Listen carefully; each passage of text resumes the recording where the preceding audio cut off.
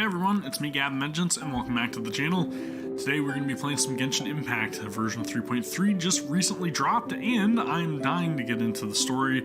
A lot of you guys have been wondering about the Archon quest, so hopefully going to be taking that down. So far all I've done in my own time has been the test run with a couple of the characters. I tried out Wanderer just to see how he'd play, and I gotta say I'm really digging the playstyle. May possibly try a couple pulls for him later on, but we'll have to wait and see on that, I guess. I know it's been a while since I've been live last, but I am very anxious to get into this. So, with that being said, let's get into it. Oh man, back into the Genshin grind. I've been playing pretty much every single day, and trying to keep up with a lot of stuff, but not gonna lie, my mind has been a lot of other places since. Been doing a lot of Honkai Impact 3rd, and very quickly trying to get through all of like One Piece and all that stuff, and I feel like I mention that every single time that I stream, but currently on like episode 936 or something, so I have a little over 100 episodes I believe left.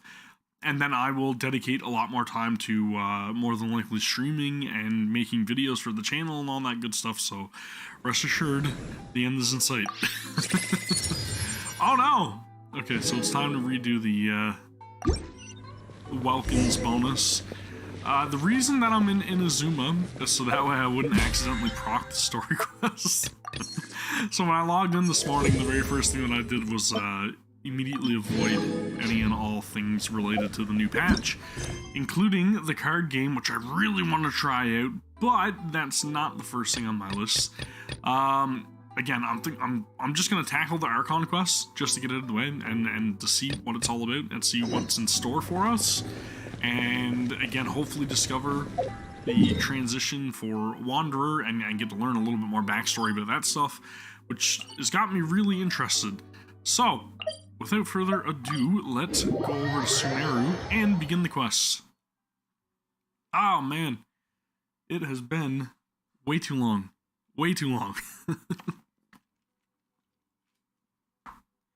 Feels good.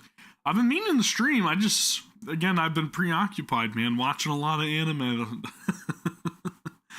That and it's been pretty busy at work as a courier this time of year, as I'm sure you guys probably understand. Come on, serious suggestions, please. I'm not trying to write a thriller here. It's supposed to be an essay, you understand? An essay. That means facts and logic. Well, if it's facts and logic you're after, you shot yourself in the foot with your choice of research topic, didn't you? The Tatara Suna mystery. I don't know. Much remains unexplained. There's factual stuff to be there. objective about. Unless, of course, you restrict yourself to textual criticism. I suppose if you're naive or if you don't really know the, the inner workings of Tatara Suna. Yeah, well, this is my teacher's area of research. I can't change that. But it's fascinating enough without having to sensationalize it, don't you think? The strange location, the missing details, a mysterious person. I want to write my essay on something interesting, and I'm interested in getting to the bottom of all this. That's the only reason I came to you. Well, he's gonna have to discover, Yes, you came to me. The facts. So all the more reason to take my advice. The fact is, it's the dramatization that will make people want to read it. There's no getting around that. Okay, but... Did one of them just mention Tatara Suna? But that's all the way in Inazuma. Is it just Paimon, or is it kinda unusual for someone I still in Sumeru wonder to about wanna the write a murals paper in that about place. Everyone here is just going about their business. Maybe it really is just Paimon. Guess people here are free to research pretty much anything. Great! Let's go find out what this Tatara Suna mystery is all about. Okay, so things starting off very similar to a lot of other quests, a little bit slower in pace, but it's intriguing at the very least. Find out what this mystery is all about, see if we can't assist them in their research for their essay. All right, I guess I'll go with my textual criticism and your editorial direction for the first draft. I have a feeling that the missing Kabuki Mono will end up being the main focus of this paper. Ugh, if only we knew where to find that traveler. From what they say about him, this seems like the kind of thing he'd know about. That's interesting. I don't know if that's a dialogue typo or if it's just to make sure that we're catering to both of the siblings. But anywho, we'll overlook it. It's me. Oh. I'm the traveler. You're the traveler, you say? Hey, what's with that face? Don't believe us? No, of course I believe you. Actually, I first heard about your great exploits when I was still in Inazuma. This is my first time coming face to face with you and your mysterious silver-haired companion. I couldn't believe my luck, and out of force of habit, I started, examining the evidence. Sorry. Okay. Oh, Sawada, for the love of... Sorry, we don't get out much, so our social skills are kind of lacking. Seems Traveler, to be the going I case hear for you've helped Sumeru. many people a great deal and been to many places. Would you be able to tell us about Tatara Suna? What do you want to know about? Actually, we don't know much about that place either. In fact, we only came over here because we heard you talking about it and wanted to learn more. Ah, I see. My teacher chose this area of research I feel like as we know a more than personal they do. challenge. He said it's difficult to get into because even Inazumans don't know much about Tatara Suna's past. But who'd have thought that... If you don't mind, I'd love to show you all my outline for the book I'm writing about Tatara Suna. Great. Hold on, Sawada. Don't you think that's a bit of a deep dive for a first read? How's it going, Crusader? How are fair you? point. In that case, Welcome, please Matt. ease yourselves Good in to see gently you. by taking a look at Akaba's latest essay draft. Let me give you some background. This all started with the discovery of some records in Tatara Suna. The I don't writings know anything mentioned about it. someone by the name of Mikoshi Nagamasa, who crafted a So- fine blade. That being said, you got me interested. You got me hopeful because it's starting off a little bit like all the other ones. But in the end, he threw it into a fire to destroy it and killed his servant Katsuragi. Why? Well, no one knows. Apart from Okay. the swordmaker, his servant, and the one who wrote this all down, the records also mention a kabuki mono. This seems to be an Inazuman word for an eccentric stranger, someone who dresses funny or acts in an unusual way. Definitely not Ito. That's right. Akaba's teacher has spent quite some time researching these events on the ground. This kabuki mono lived in Tatara Suna for a while. Or wait, before they're totally disappearing talking without about a trace. Wanderer, aren't they? And shortly afterwards, as Akaba mentioned, things got pretty ugly. Definitely talking about Wanderer, So Scaramouche. first a strange person goes missing. That Then makes sense. a murder happens? I paid attention. I just seems kind of don't fishy to remember pine everything. on. Yes, my thoughts exactly. So I helped out too. I asked everyone I'm I pretty could sure think I of remember if them they knew calling him anything Kabuki about what Mono happened as well, back right? then. And wow, did I get lucky! Stop shouting! This part's important. I just wanted to make it stand out.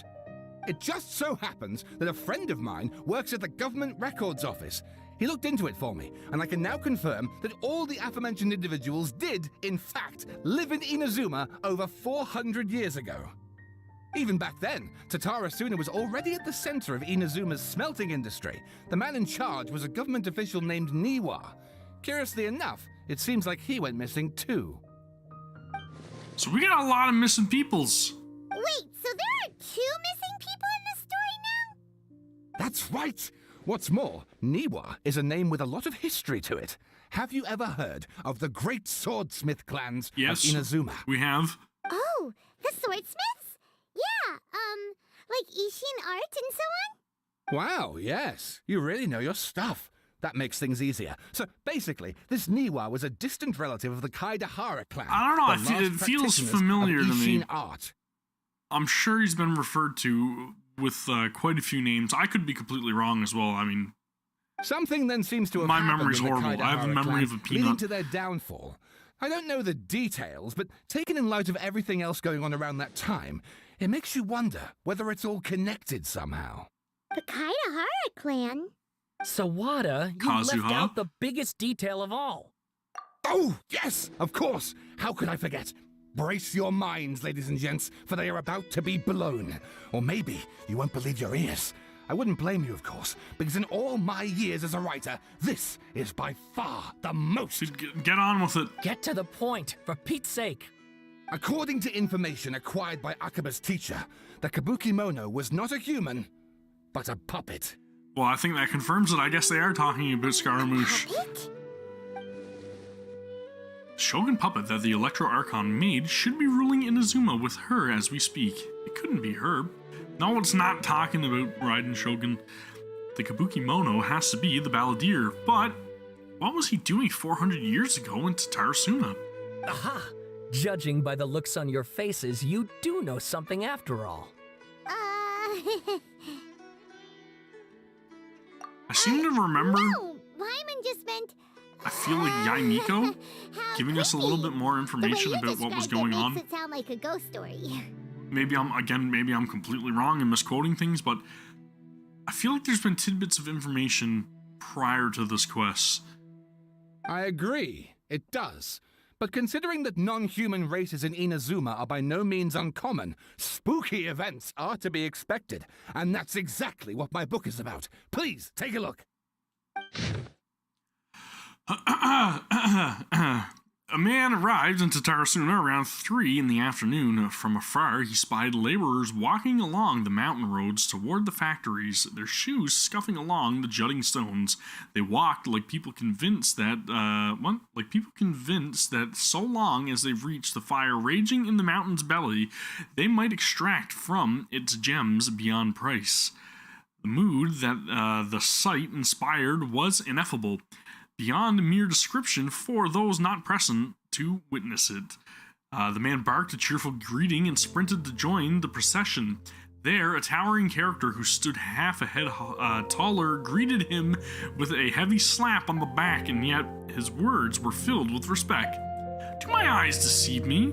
Sir Miyazaki, I cannot think that the return trip here from Inazuma City could have been easy on you." Miyazaki smiled like a young man taking the first steps on their journey. Expression relaxed. "Why, Katsuragi, Inazuma is the realm of the almighty Shogun. I sailed upon the fastest ship, strode upon the swiftest sea routes. What dangers could I have possibly faced? And what about the good news?" There were some, naturally. The two burst into uproarious laughter, roughhousing with the other workers until the path's end. A young man dressed in a linen shirt and wearing a headscarf gazed into the dancing flames of the furnace before him. Now, the flames of a forge are unlike any other, for their intensity affects the resulting integrity of both metal and blade. So too, then, was the Flame Watcher an unusual individual. At his fingertips sat a lizard, and on his face he wore a smile.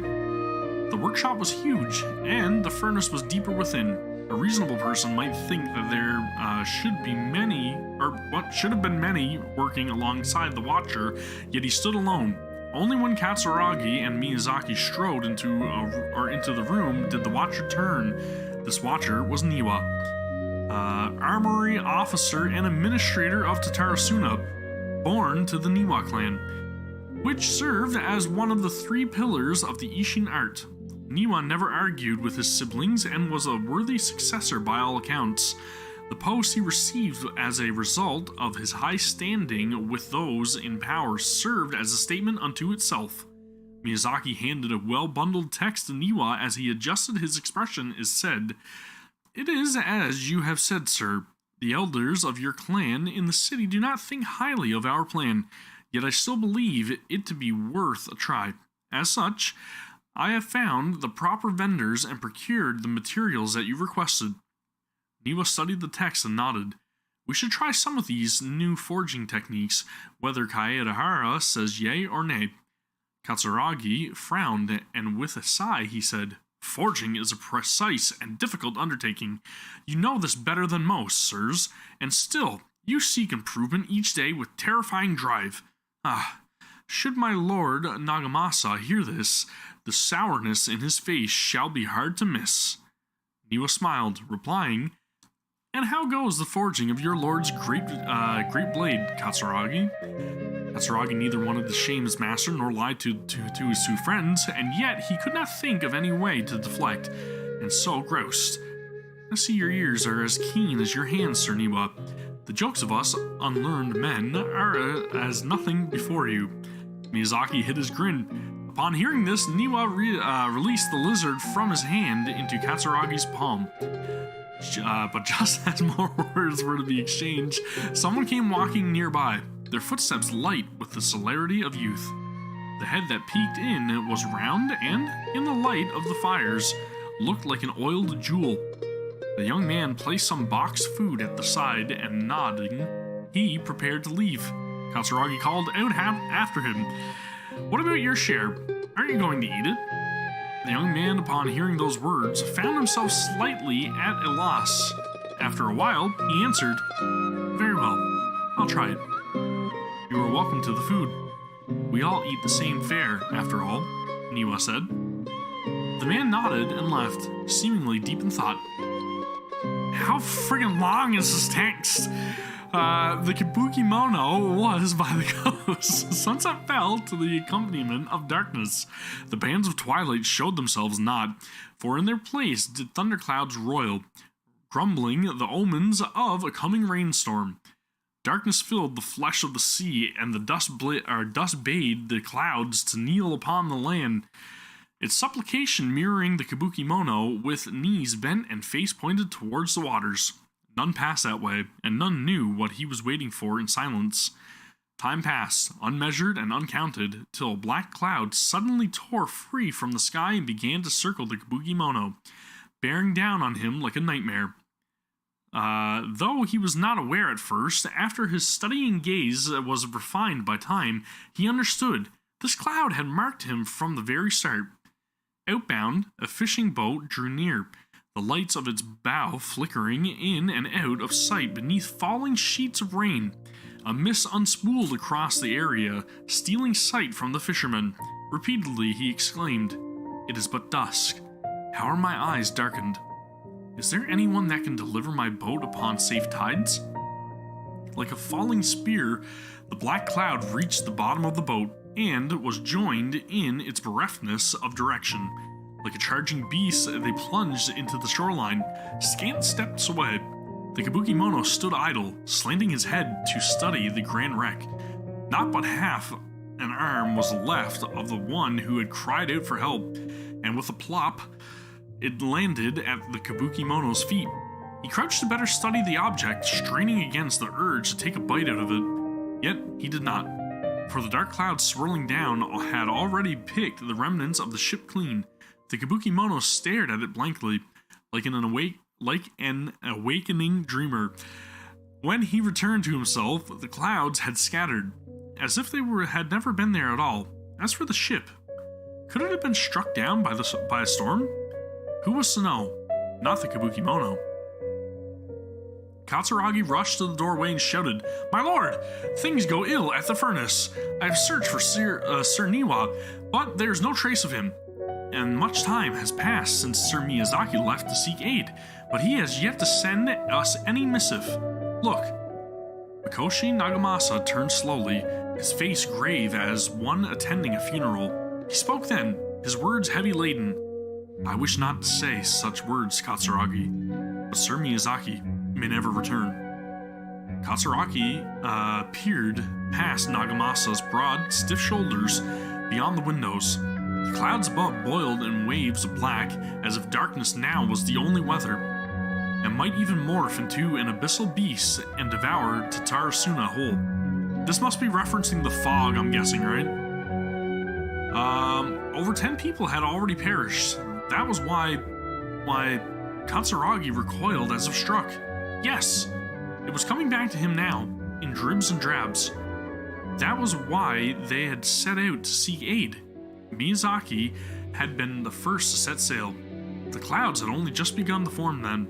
Traveling from Tatara Suna to Inazuma to ask for support was normally no great feat, and yet there had been no sign of his return. Then a second ship was sent, followed by a third and a fourth, till the Kabuki Mono himself had departed upon the tides. under foul skies and ominous fortunes. It had been Katsuragi who had brought him back and treated him as his own, and it pained him greatly to see the lad go. Yet, the situation at Tatara Suna was severe. Even should they sacrifice more lives, it would have been worth it to gain assistance from Inazuma City. Niwa was gone, and none could find him.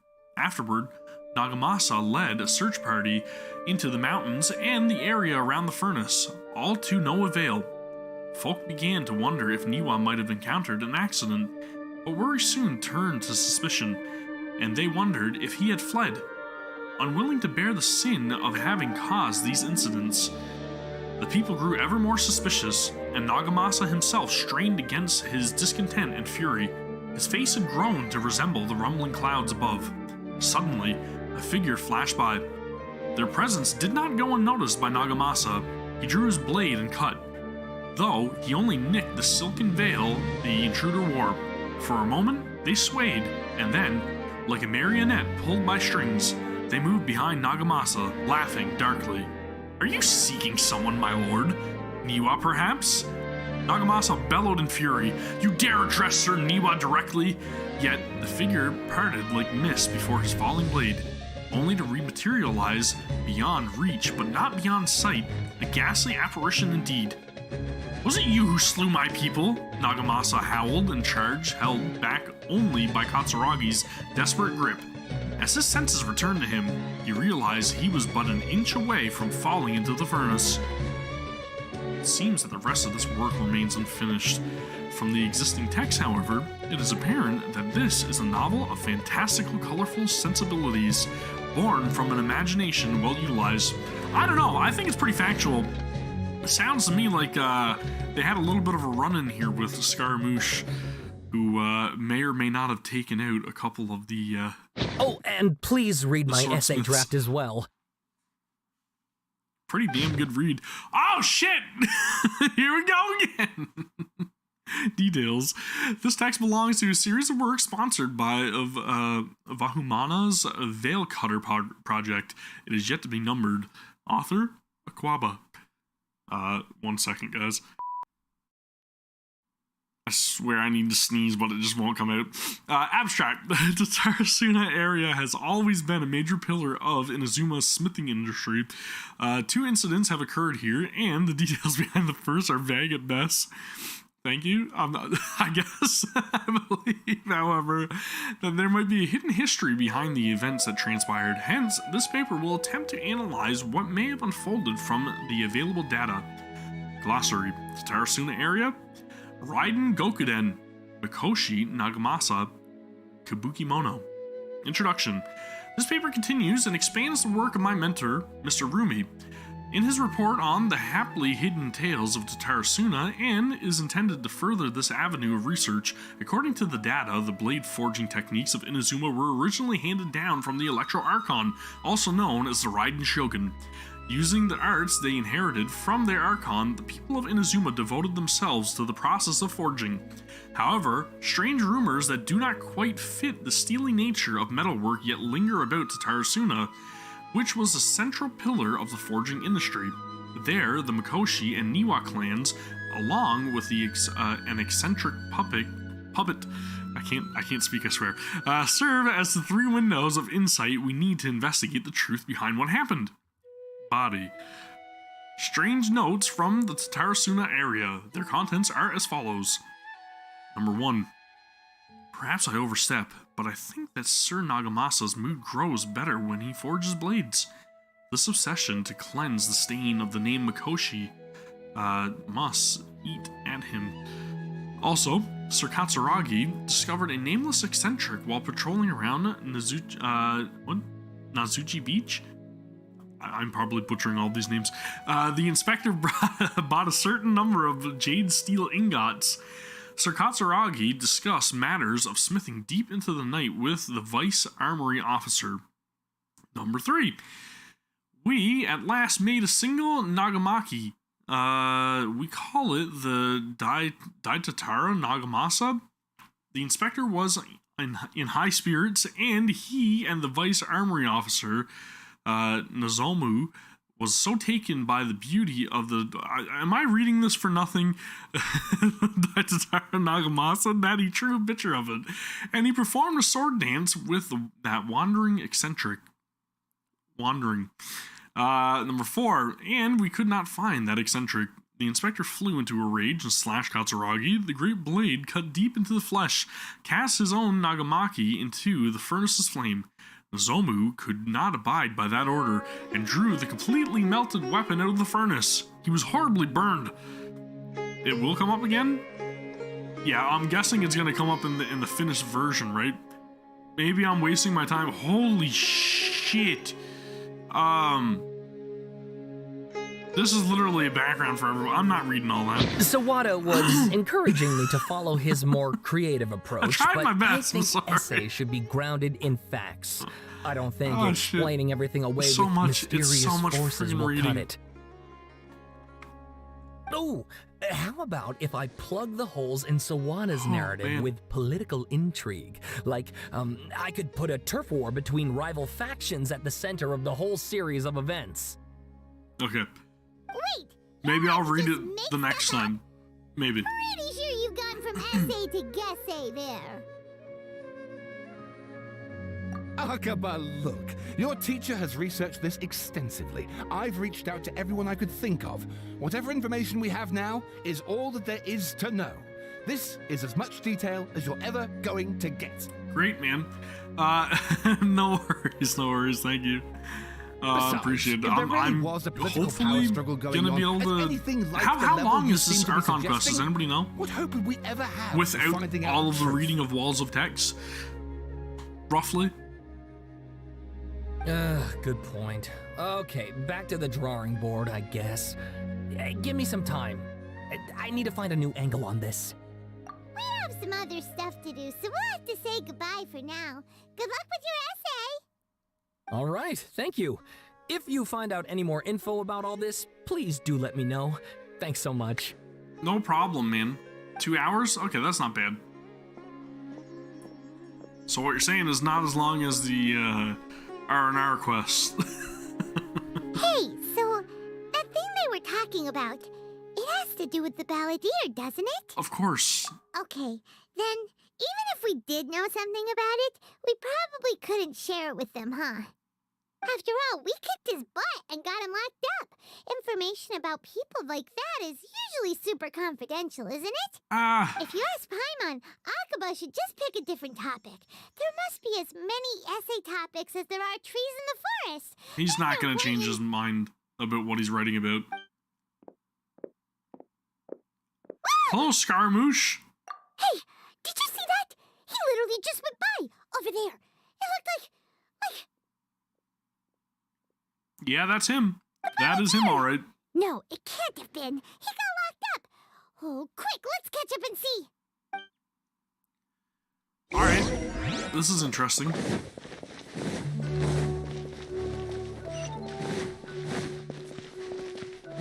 Well, at least things are going somewheres now, and I'm not just reading and reading and reading and reading.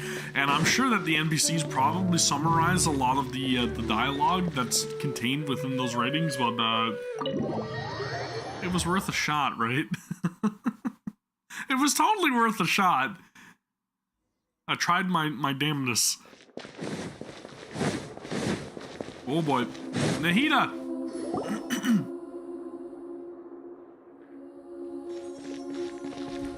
Traveler, Paimon, there you are.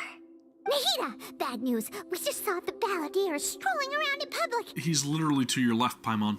Did he escape or... Ah! It's him! Sure enough, you're here. Hey! We are. What are you doing in the sanctuary of Surasthana? Aren't you supposed to be locked up? I know you must have a lot of questions. Please, allow me to explain. Please do. It was my idea to set the balladeer free.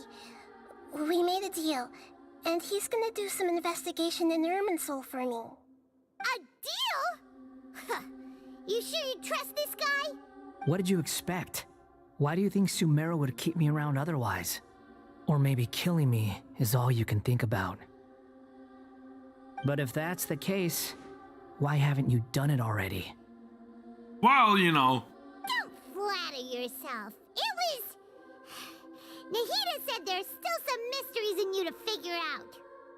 Ah, so if it were up to you, you'd finish the job? Guess I had you all wrong. There I was thinking you were just getting cold feet. Dude, his snarky attitude. Well, that escalated quickly. Not a good start.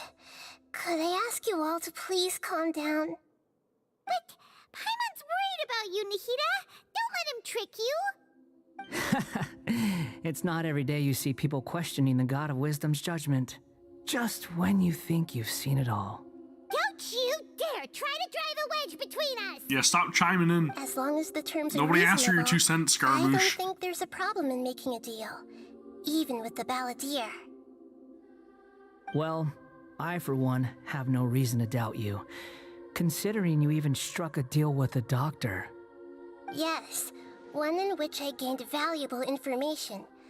You'll come to understand more about that in the fullness of time. You could just spill the beans to us, Nahida, The please. balladeer's power was all but completely spent after your battle. He's no longer strong enough to be a strategic threat to us. That puts him in quite a precarious position. Plus, he's a former harbinger with knowledge of many of the Fatui's sensitive secrets. Being stuck here in Sumeru could make him a sitting duck, depending on how the Fatui plan to respond. Wait a second. Farmer? You mean he's not a harbinger anymore? I take no pleasure in saying this, but it seems as if the doctor had no intention of welcoming back a loser, so... Nahida just out here indirectly throwing shade. Like, well, I mean, he's a loser, so they don't want him back. Sometimes it's you using them, other times it's them using you. Most human relationships are this way. Certainly all the stable ones are. That's how it was between me and the Fatui, and also between each of the harbingers. So as long as you have some value to offer, nobody will ever abandon you. But after recent events, even I have to admit that I'm not worth quite what I used to be. This is kind of depressing, but at the same time, I mean, if they didn't want him back, then why the hell did they want Tartaglia back? Doesn't make Well, sense. if the Fatui are going to reevaluate my utility, I need to have a backup plan for myself. As we discussed, I don't like causing harm to living beings, and you said you need protection. So, why not join forces with us? I think these two have made their objection to that idea fairly clear, don't you? And they're your friends, so I guess you'll be siding with them.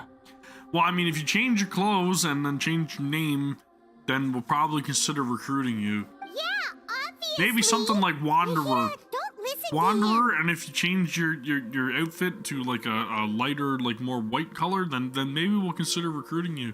Then let's And letting put you that live. discussion to the side for now. We still have time. Today can be a trial run. Where we go from here will depend on how well we manage to cooperate today. All right, then I'll do what we agreed. So this is his hazing. We're hazing him Good. Go now. just to see if and he's keep in worthy to touch. join our club. That's totally what this is. Nahida, are you serious about this? Yes. I have my reasons for this decision.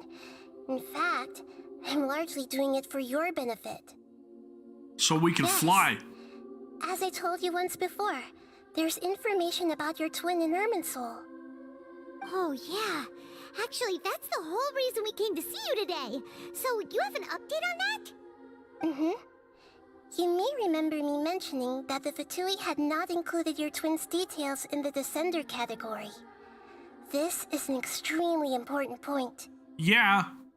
It's possible that the Fatui have other information that even I don't know about. And since the balladeer used to be one of them, he'll be better acquainted with this information than I am. I'm hoping that it's just tampered records, but I mean, He was granted the power to connect with Irminsul when he almost became Doesn't the seem god of that the way. new era. Even though he no longer has the Gnosis, some traces of its power remain in him. He can still connect. The amount of information in Irminsul is vast beyond description. Sifting through all of it without knowing what to look for would take too long, even for me. So I asked the Balladeer to search in Irminsul for any information about the Descenders. He's more familiar with this kind of information, and should be able to find it more quickly. Exactly! Or what if... Paimon just doesn't trust him. He's treated us as enemies every time we've run into him. I think he'll be I good. understand. But sometimes, everything is dictated by which side you're on. How things will go in the future depends on what information he brings back. And Traveler, I know what your heart desires most of all. Our minds have connected several times before. There is a corner of your heart reserved for an intense longing. A feeling of being all alone in the dark, searching for the one candle whose light still burns. As Sumeru's deity, it is my responsibility to be on guard against the Balladeer. But as someone who counts you as a friend, I want to do something for you. Alright. If this deal with the Balladeer can give you the answers you've been longing to find, then it's worth it. It's my pleasure, really. You're Sumeru's hero. You've more than earned it. Paimon's still worried Maybe we'll about actually this get an idea. answer, but where the hell are Is there sisters? anything we can do to help? I was going to contact you about that, but then you suddenly showed up on your own accord. Seems like we have a telepathic connection. In fact, I was going to ask you to supervise the Balladeer on my behalf while he carries out the task I assigned. Even though he only has a fraction of his full power left, that's still a fraction of a former Harbinger. If you could accompany him, it would put my mind at ease. Of course, I'll be there to Sure. help guide you through Irminsul from the outside. Great. Prepare yourselves. I'm going to transport you into Irminsul. Alright, let's log into the server. Wow, it looks pretty different here compared to last time. Cool, man. The colors are gentler. Guess that must be because Sumeru's at peace now.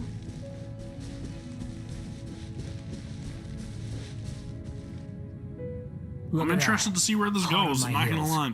You know, you didn't have to cut your catch-up short just to keep me company. Oh, but I guess you panicked when you realized that I might enter Irminsul ahead of you.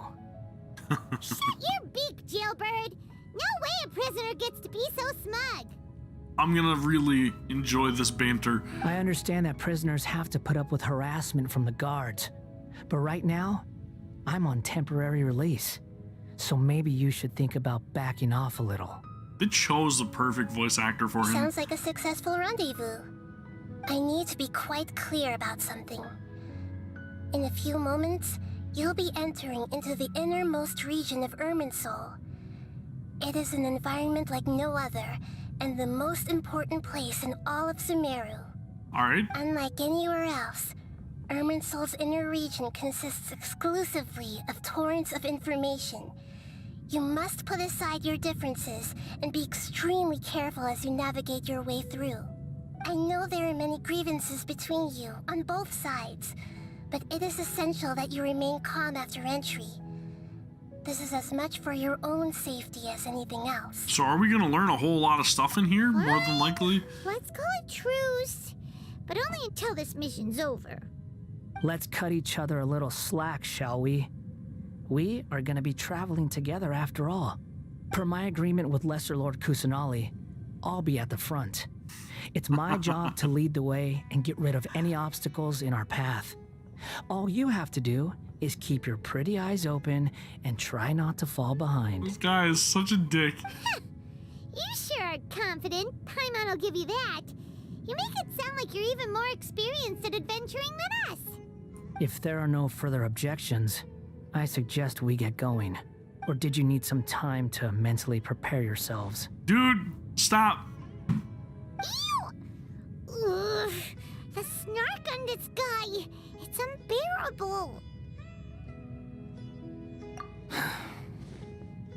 Yeah, that's right. We can start now. Irminsul access granted. Initiating connection procedure. Link start. Is this a small sapling? it! Darn it! Come on, let's catch I know, up with right? him. This is we're trying to haze him to join our club, but he's the person that's trying to gain access to our club that's got attitude. So this is the inside I don't of need to be in you Irminsul. guys' club. Consider it a privilege that I'm even trying to join you. Ooh, Paimon's never seen anything like this, and it feels like a sacred place. Irminsul is closely intertwined with the entirety of Teyvat. Every bit of information flowing here means something. Okay. Pick your jaws up off the floor. It's time to go. Why is it that Paimon just wants to do the opposite of everything he says?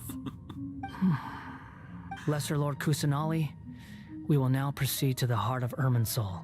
Can you still sense where the heart of Irminsul is? Yes. Permission to begin searching for information there? Permission granted. Go ahead. This area looks go. cool. Stay close.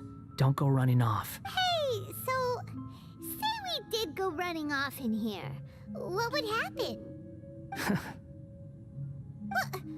We could end up in another bubble universe. I was just imagining the look on your travel companion's face if you went and got lost. Anything's possible in here. You can't rule anything out. So if you want to stay safe, your best option is to stick close to me. Oh boy, here we go.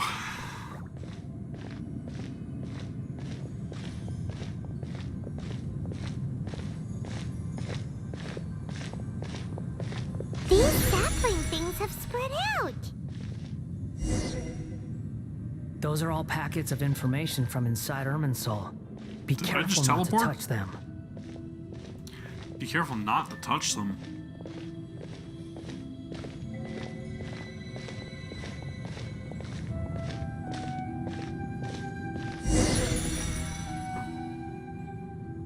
It looks the same in every direction.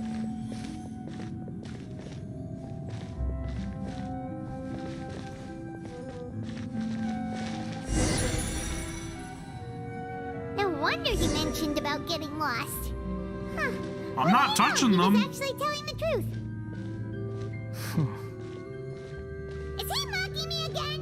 What is it this time? There's a time and a place to lie, but this definitely isn't it. So why don't you relax your guard a little?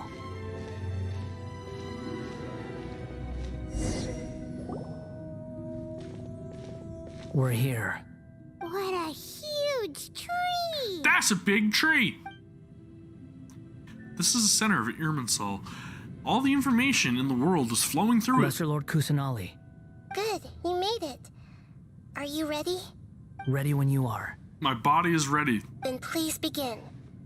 Preparing to access cognitive currents. Establishing waypoint. The Balladier's actually doing what Nahida tells him. Guess he must want to stay alive.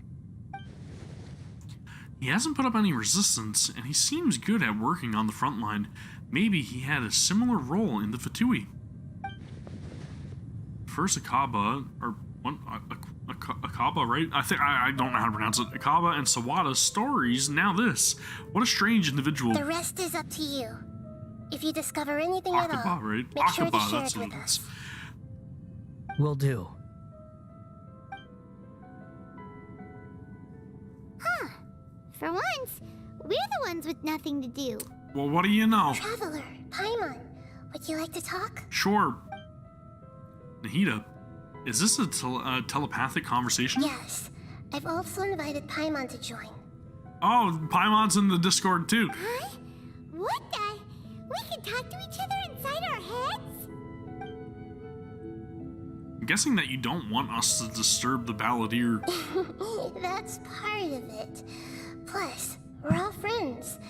There's nothing wrong with us talking like this once in a while. Yeah, we're just keeping it secret from, you know, Scaramouche. That's fine. Paimon's Sure, never he won't tried mind or this feel left before. out. I mean, he's a loser after all, so can't be part of our club, loser. So, Paimon's been wanting to ask you something. Don't you think the Balladier's a bit of a walking contradiction? He's always talking back, but he seems to listen to what you say. Yes, and he seems to excel at doing odd jobs for others. As I've told you before, there are still some mysteries for him to resolve. Things that are clear as day to me, but that he has yet to understand. So is she trying to guide Perhaps him? today will be the day that he finds some answers. Is it about his past, the betrayals, and the other events in Inazuma? Well done. Smart and attentive as always. Actually, I caught a glimpse of a few things when I ran into Hypatia at Party DI, right?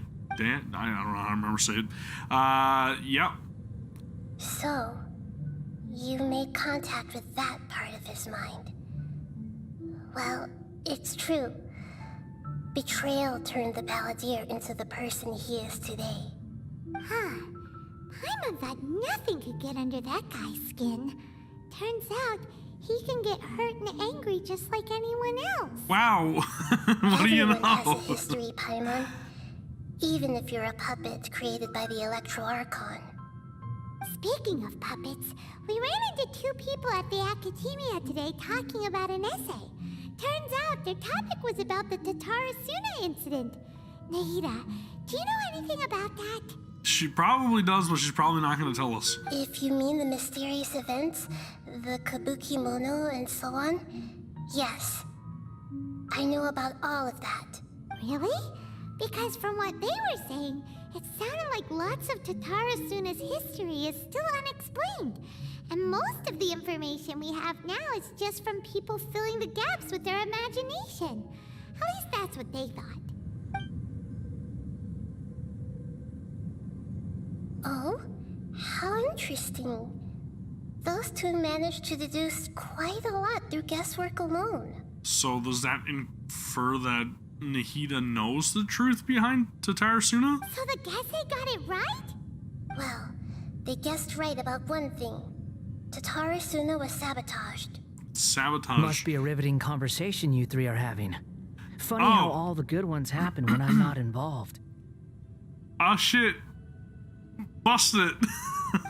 What makes you think we're talking to Hey, each don't, other? not talking to anybody. Don't insult me. You're having a private conversation without me. Obviously, I must be the topic of said conversation. Well, Of course you do. You can't have your prisoner knowing too much. we were just trying to be quiet so you could focus on what you're doing, Scaramouche. So, Totally not talking about you at all. have you found anything yet? Still looking. Don't get your hopes up, though. You and your twin come from outside this world. It wouldn't surprise me if there was nothing on either of you in Irminsul at all. Wait, how did you know about that? Did Nahida tell you? It's not like we've never met before. And anyway, you're world famous. It'd be more surprising if I didn't know a few things about you. Right now, we have to keep the peace. I'm not interested in creating more misery for myself, and making cordial conversation is something I can manage. Is he referring to when we bumped into him at the beginning of the game, or is he like referring to meeting us in a different time period or time loop? Huh? Wait. This light. It looks similar to those saplings. What could it be? Anonymous data. Hey, don't you forget the agreement. You have to share it with us. Shh. Just wait. Mr. Niwa, are you certain this is worth the risk? We are talking about Tatara Suna's furnace, after all. It may not pay to act rashly. There's no one else who can enter the furnace. It has to be me. Is that so? Well, since you insist. It's... That name. Niwa was the man in charge at Tatara Suna. Plus, he belongs to the lineage of Ishin art. Whoa! Wow! Okay. I have been in Tatara Suna for some time now. You have shown me great hospitality, as has Mikoshi Nagamasa, and indeed, everyone else. Under your leadership, Tatara Suna is a warm, welcoming place, like a giant village. People are gainfully employed, their lives have purpose. They are motivated. As I understand, the Raiden Shogun has, in recent years, eliminated much of the evil that plagued Inazuma. As for Tatara Suna, it was originally established as a means of safely disposing crystal marrow. Interesting. The forging industry with crystal marrow as a raw material has since flourished, giving rise to generations of swordsmiths.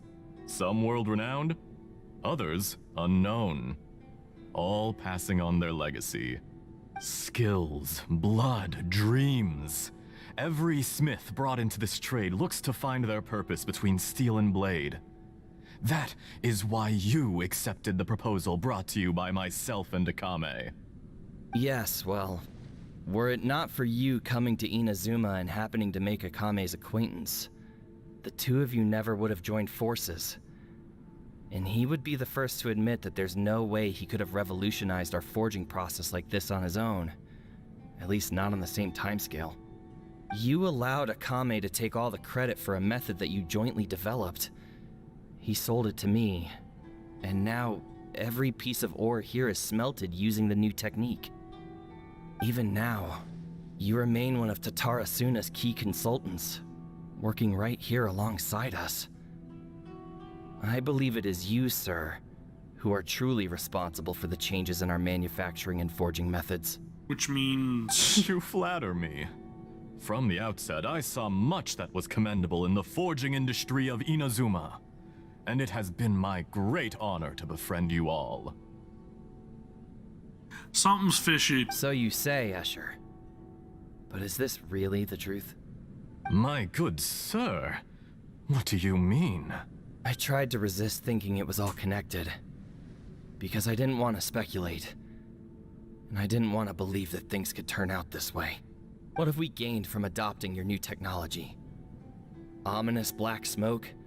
Mounting production problems? Worker fatigue and casualties are up and continuing to rise at an alarming rate. Ominous black smoke. And recently, as you well know, someone died because of that strange filth inside the furnace. We've kept the truth from spreading outside, but still, I suspect you understand it better than I do. None of the people who went out to get help have come back. Now, our mutual friend, the Kabuki Mono, is taking the Golden Feather to Narukami Island to seek an audience with Shogun. This is our last hope. Wait a minute. Am I confusing two things? Am I confusing Tatara Suna with Surumi Island? Dude, I am so stupid. Tatara Suna, that's the place with the whole like electricity thing going on, right? I am literally a brain dead moron. That doesn't phase you, does it, Escher? I swear, that was just right over my head. Why would Like, you still be okay, I standing get there it with now. that smile on your face. I'm like, the furnace. What furnace are they talking about? And then I'm like, oh, wait a minute, the furnace, man, the one that I had to shut down. the researcher from Fontaine, right? He was the one that recruited us to help him shut down the furnace. And the perpetual storm that's going on in that area. I'm just surprised that you finally chose to be so sincere. Yeah, that's right. I'm sure you've been harboring these suspicions for quite some time. Man, I swear I have the worst memory in the world. Mikoshi Nagamasa may have noticed that there was one common denominator among all these events. Namely you, Escher. But Mr. Mikoshi is more cautious than I. He does things by the book. He looks like he's dressed like someone from Fontaine. After all, Nagamasa is the adopted son of Mikoshi Torichio, the yokai struck down by the Shogun's own hand. If he truly seeks to redeem his family's honor, an abundance of caution is well advised. You're well informed on the subtleties of his situation for a mechanic all the way from Fontaine. Why, Mr. Niwa, Are you Called it. suggesting I find a job as a diplomat? Sadly, I am so very attached to my craft. Am I supposed to know who the voice is? Because again, memory horrible, but I'll try. Enough, Escher. I'm here because an evil force is raging inside the furnace. And someone needs to take your new device inside the high-risk zone so we can absorb it and put an end to the problem. I'm in charge here. And I'm about to take some responsibility and head inside. Probably to my death. But what about you? What are you— Judging from the look in your eyes, you don't seem to trust me. Is it the Torre? Drop the act. We're past that now. Whoever you are, it looks like your plan to destroy Tatara Suna has worked. I just want to know what you're still doing here. What's left? Don't you have all your answers by now? He's not gonna grab that knife in his back, is he? Honestly, I'm just waiting for the right moment. Ah, shit! A moment like this, where you finish talking and I stop you from entering the furnace. You... Backstabber!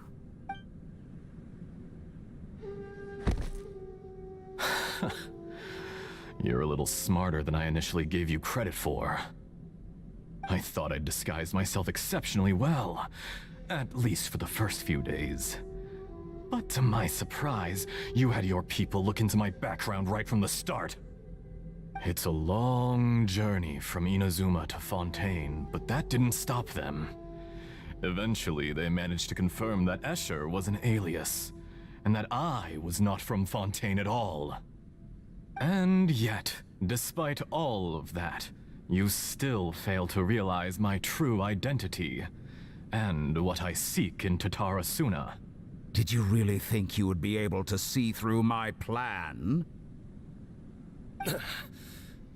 Well If you then, kill me, okay. there's no one who can get inside the furnace. So you're really going to destroy this place? Is that it? Oh, but you're quite wrong. There is one other person. Some may not see him as a person, but you told him yourself. You're not a puppet. You're a human. You're just missing a heart. Whoever you're working for won't get away with this. They'll be I found got a out. feeling they got away with it. But this makes no sense. What are you really trying to accomplish by all this? Why go to all this trouble? It's no trouble at all. Patience is a virtue which I have in abundance. This is all part of a carefully controlled experiment. If you must know, I'm happy to divulge my true identity. I'm a Fatui Harbinger. Call me the Doctor. It makes sense. I wouldn't have noticed, only for you guys to like listen to his voice. And then I'm like, wait a minute. Okay, dude looks like he's dressed from Fontaine. And then as soon as you like listen to his voice, immediately I'm just like, yeah, this has got to be one of the copies of Dottore. The Fatui? Who? What do you want? I would have caught it by that voice line though. Just to create a minor inconvenience for your nation. But why? That's it? That's why you gave us your cursed technology? Just to let loose the evil energy from the crystal marrow? To slow us down? Look how even the righteous soul is filled with venom when faced with its demise. My device functions precisely as you say. It is the only chance you have of preventing a catastrophe and keeping the truth from the outside world. However, I did not make it with you in mind. It is easier for a person to be possessed by evil spirits when they are filled with hate. So give in to your fury. I want to see what happens when a malevolent heart is placed into an unsuspecting puppet. Oh! Make no mistake, even without you, That pure, innocent puppet would only end up being used by someone else instead.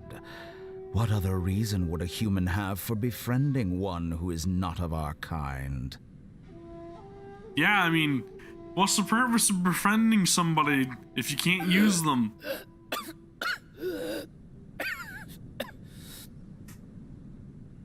This guy's a dick. He's so mad. If you give him my heart, tell him that both Nagamasa and I see him as one of us. He has nothing to prove to anyone. Because not everyone just wants to use other people. The only ones who think like that are people like you. What a beautiful way to see the world. It almost makes me feel a little guilty. Then out of respect for you, I shall redefine myself. Oh boy. Think of me as a monster or a demon, if you wish. At least this way your death is not a consequence of your own folly turning you into an easy target. You simply lost to something more powerful than you could ever hope to defeat. Dude, he's oh man, I cannot wait to kick the crap out of Tatara. I say, Mr. Niwa, let's see what happens. Will your puppet friend become a human? No, that will prove quite impossible. Mr. Niwa, already dead. What a pity. He's crazy deadly with a knife too. There's not even a wound on his back.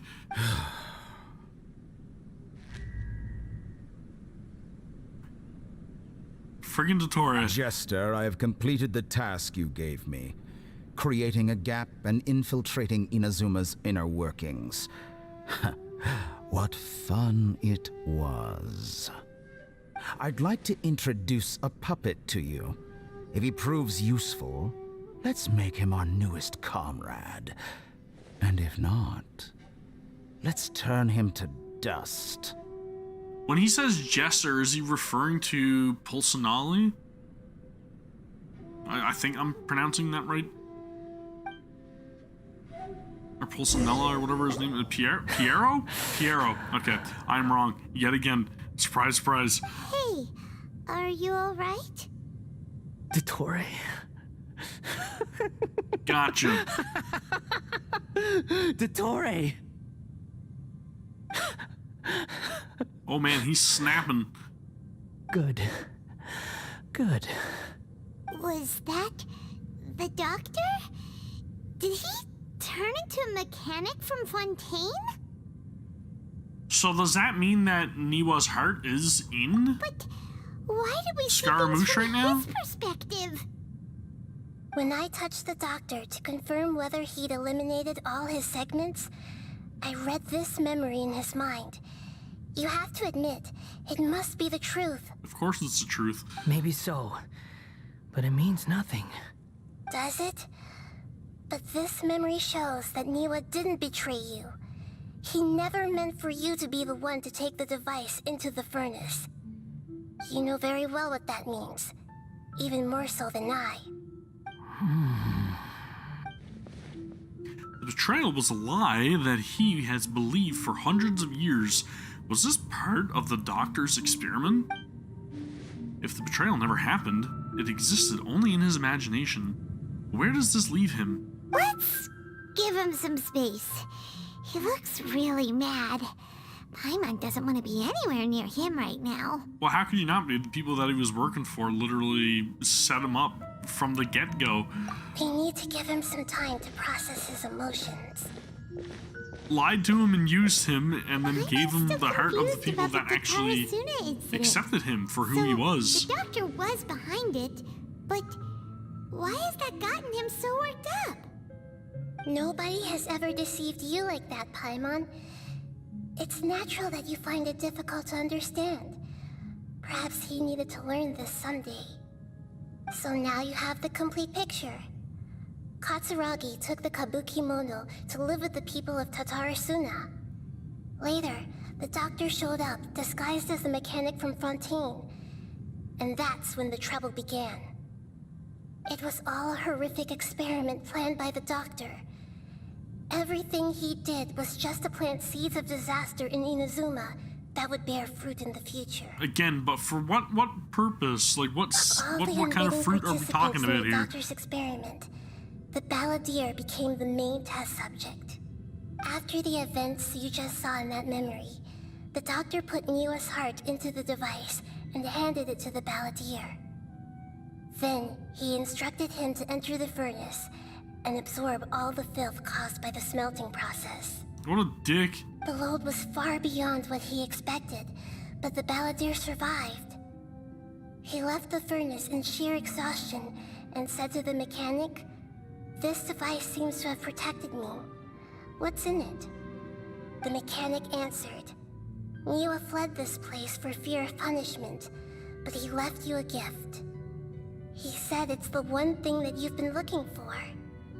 He took it straight from the chest of one of his innocent servants. The mechanic removed the withered heart from the device as he spoke. The balladeer was stunned that such unthinkable cruelty had brought him the thing he'd been longing for his entire life. A heart acquired through cold-blooded murder is a cursed thing, but it has protected him from the filth. This is sad as hell.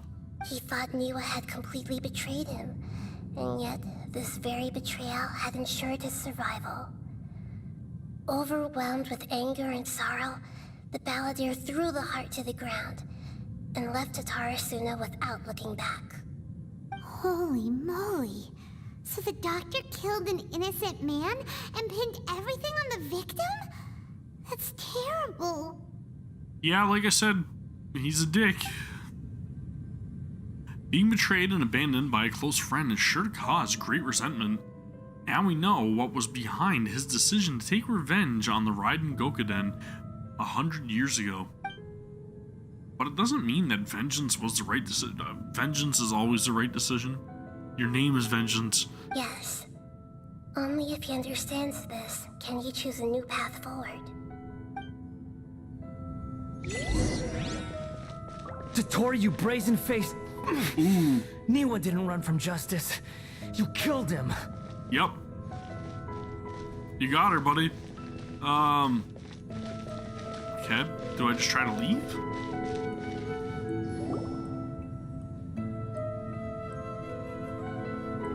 Shall we see how he's doing?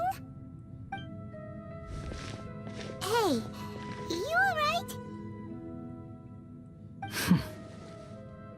That's a scary expression. Are you worried about me? If we didn't have such a history, I'd almost think that qualifies me to be your friend. Oh, he's warming up to me now, are ya? It won't. I'll keep my end of the deal. Hey, are you investigating the stuff we want to know about? That's why we're here. Alright, what other kind of But story are we going to be able to there's no gain information from about the this? Descenders in Irminsul. What? How is there not? Even if you can't find anything, that seems to confirm it. Irminsul does not keep records on the Descenders. Okay. Anyone who comes from beyond this world is not counted as part of Tevat. So why are there entries about my sibling? Oh, does that mean we have to leave empty-handed? Don't thank me just yet. You look really upset. Well, since Irminsul was a dead end, I guess I can share some other info that might interest you. Such as... About what? The reason why there are records about your sister in Irminsul. It might have something to do with Conria. Apparently, Conria was her first destination when she arrived in this world. Okay. Plus, she only came to this world because the heavens responded to the summoning. The heavens responded? So she was summoned here? The Jester told me this himself. You can take his word on this. He was a royal mage in Conria, and lived with your sister for a time. Excuse me, what? I don't know the details. It's up to you whether you want to believe me. All I can say is, I wouldn't lie to you about this. Did you get all that, Lesser Lord Kusanali? Yes. Astonishing news. Does this info count towards my mission? It wasn't from Irminsul, but was it valuable? Very valuable. Good. In that case, I'll take some time for myself now. Huh? What the hell? What have you done? Lesser Lord Kusanali was right. My power's all but completely spent. Even if I use all of the divine power left in me, I can't sustain this shield for very long. Why are you shielding, though? I shared a secret with you, and now you owe me. So in return, I'd like you to answer a question for me. Give me your hand.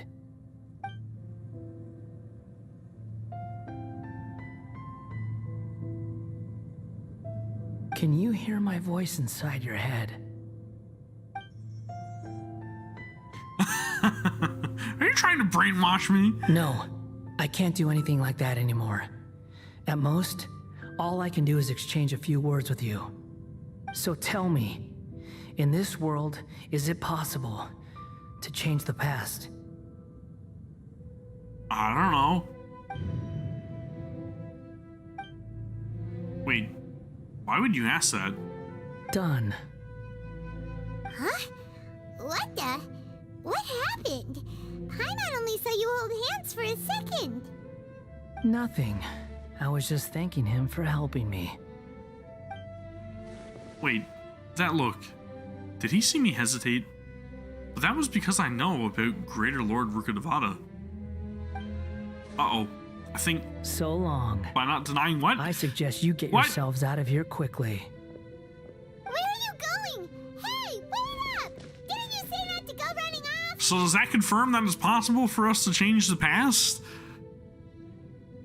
Fast reaction time. But I don't think we'll be seeing each other again. From this day forth, the names Balladeer and Kabukimono will cease to exist.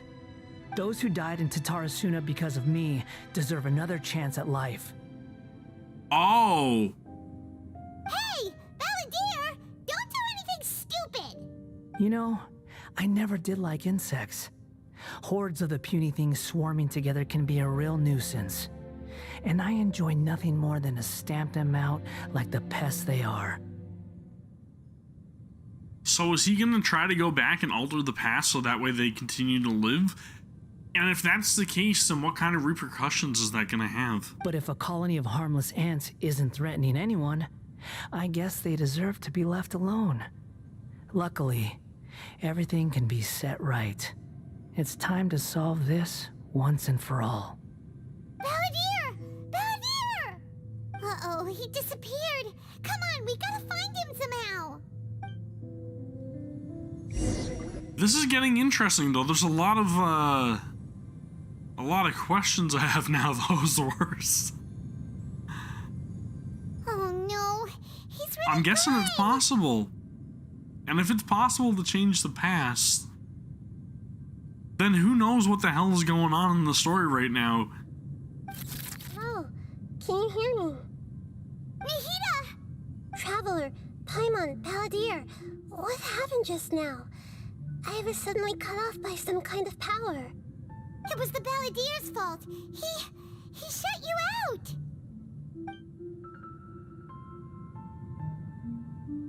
I didn't I think have- he'd I be have a capable way of too many something like thoughts that going on with right so now. little power left. Did he keep some of his power hidden when he was defeated? Or did he achieve something beyond his abilities, and it took everything he had? Where the heck did he go? Ugh, it's all our fault. We were supposed to keep an eye on him. Sorry, Nahida. I mean, I know I keep going back to this line, right? But like you're saying, it happened with Greater Lord Rukkhadevata, so if she could delete herself from history, essentially, then the whole line, we have always had enough time, kind of makes you wonder, you know, what's the, like, obviously, yes, the past has been altered before, So again, the whole time loop theory, the whole resetting of time, in theory would be possible. Don't be. It's not your fault. Please, let me handle this from here, even though I'm not sure I can solve it.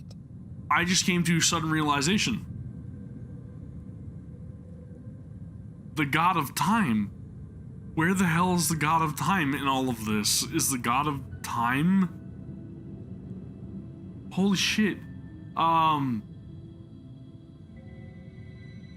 Yeah, that is huge. That is huge. Right. That is huge. So, the god of time could essentially be affecting literally everything. I have not tried the card game yet. I have not. I really want to, but I have not yet. We're running out of time. Follow my lead and get out of Irminsul as soon as possible. I have so many damn questions now. This really just opens the floor for so much. The god of time, essentially, again, like, initially when I was watching the whole Travail thingy, I was talking about how it's quite possible that whenever the Traveler attains all the powers of the seven, And we're at... they could possibly an inn get, or like, something? reverted back to the beginning, either, you know, through the Sustainer of Heavenly Principles or so on and so forth. But again, where the goddess of, or the god of time could realistically be a gigantic factor in that as well, right? And again, where are they? Where are they in all of this? This is an emergency. I'll have to ask you to stay here for now. Everything's arranged, and nobody will disturb you. Yeah, I know the eighth element, right? Omni. And I'm expecting to see that at some point in time in the future as well. I'm guessing that may be closely related to Conria, right? That kind of makes sense. Because Travail literally goes through all of the different regions and associates them with the elements, but there's nothing associated with Conria. All we have is Conria and then what lies beyond, right? So the dream within a, or was it the dream, or something about those who dream of dreaming. Yeah, right. So Omni is obviously the eighth element, and we've seen the symbol. Yeah, it would be no element. That's right. That's right. They did. Yeah, because they had to not manufacture God, but they didn't. What they didn't believe in the gods, right? They were the ones that, like, Conria were the ones that created, like, all the rune guards and all that stuff. Yeah. You're right. I know I've seen the symbol.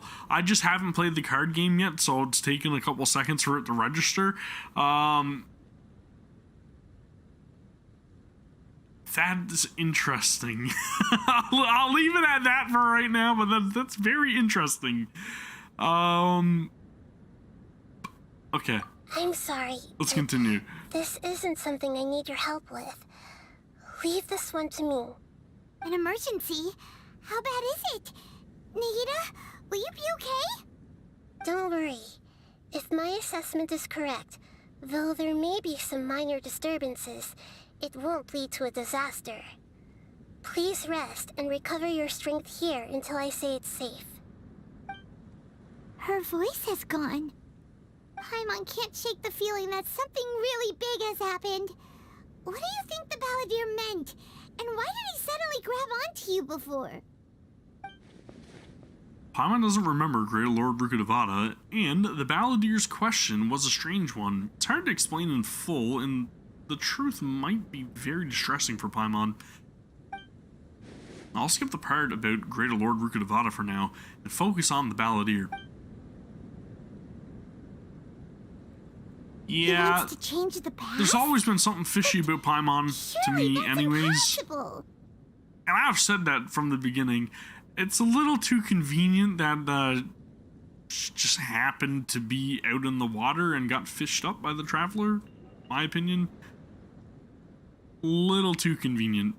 Right! You can't just rewrite history. All that stuff happened already in real life. Or can we? It's like, imagine Paimon drank all the water in this inn. Even if no one was there to see it, Paimon would sure as heck remember drinking it.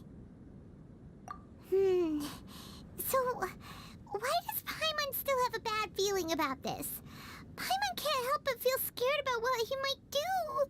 Again, and for Paimon, who doesn't remember anything, conveniently knows, like, way too much about, like, literally everything. And again, another line I'll go back to that I reference often. There was a line from Enju in the place underground that I don't know why the name of it is escaping me right now. But he said that even our little companion may betray us at some point. And that line stuck with me. Paimon's so confused. That's in Ankanomiya. That's the name of the place, I remember. Huh? Sorry. Paimon accidentally...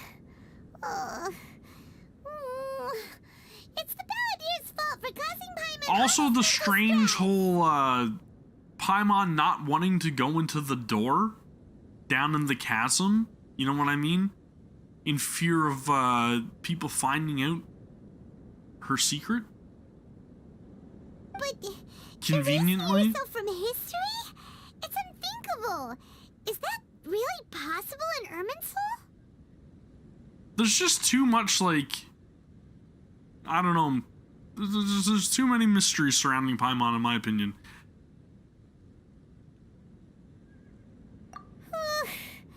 Uh-oh. Paimon's head is overheating from trying to understand what he's up to. And it's still not working. Ugh. Paimon's had it with that little brat. He's been nothing but trouble ever since we met him. There's no way he'll actually succeed, right? Otherwise, won't everyone who's connected to him be affected too? A lot of people were speculating that Paimon was the lost or the last Seelie too, right? Because there was some lore about that in a recent quest as well. Indeed, if the Balladeer does erase himself from Irminsul, many people in Inazuma will be affected. I can't imagine what that situation would look like. Worst case scenario, it will affect everyone with a connection to the Raiden Gokuden, Kazuha, Ayaka, Ayato. Will this mean that they'll disappear?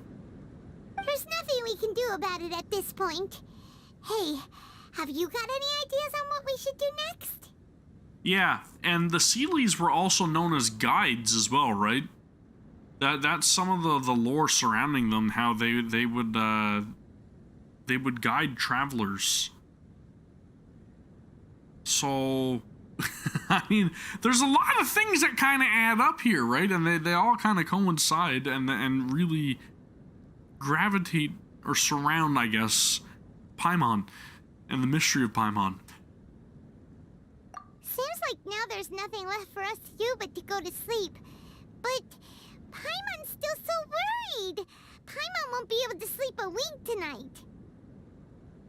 So, how about,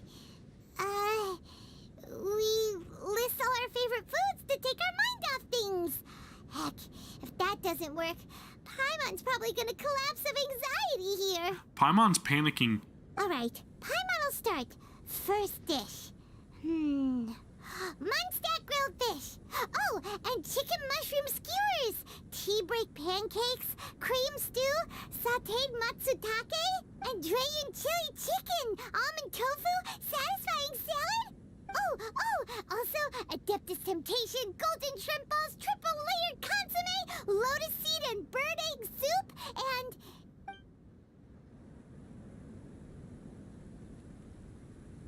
I don't know, man. I've had my theories about Paimon possibly being related to either the god of time or sustainer of heavenly principles if they're not the same person? What do we... What was Paimon supposed to be doing just now? Paimon was, talking? Huh. Paimon suddenly can't remember what she was talking about.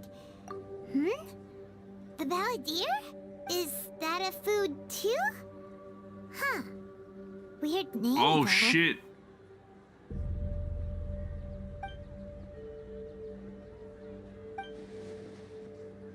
Paimon doesn't remember the balladeer. That must mean he actually pulled it off. But how did he have that ability? This doesn't make sense. What's wrong? Your eyes are like saucers. Was it something Paimon said? So, the balladeer. Is that someone's name? 'Cause it sounds like a nickname or something.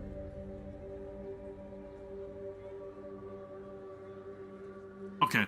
I'm just trying to remember. So, the reason that Paimon can't remember the balladeer is because Paimon's... Is Paimon's knowledge, like, connected to Irminsul or something? Is that what's going on? Am I able to remember the balladeer specifically? Obviously not just the person that it's referencing, but like the nickname, the balladeer. Am I able to still remember that because I'm not of this world? Because I can't remember the exact, like, reasoning behind it, but I think that's what it is, right? If this is really happening, I need to know what else has changed.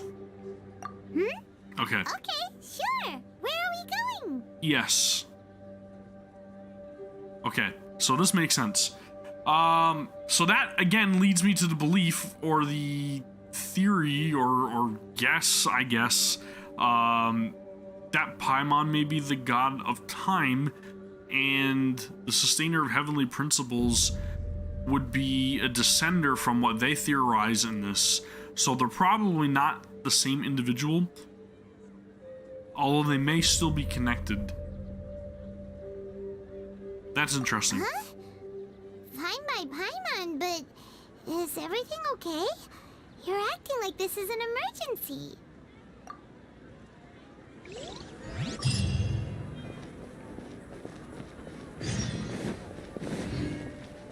And as I've said before, my theory is that the sustainer of heavenly principles obviously is there to literally just put a stop to us from obtaining a certain level of knowledge that doesn't belong in this world, which was confirmed, I believe, by Greater Lord Rukkhadevata, because she had mentioned something about forbidden knowledge, right? And it not being allowed in the world.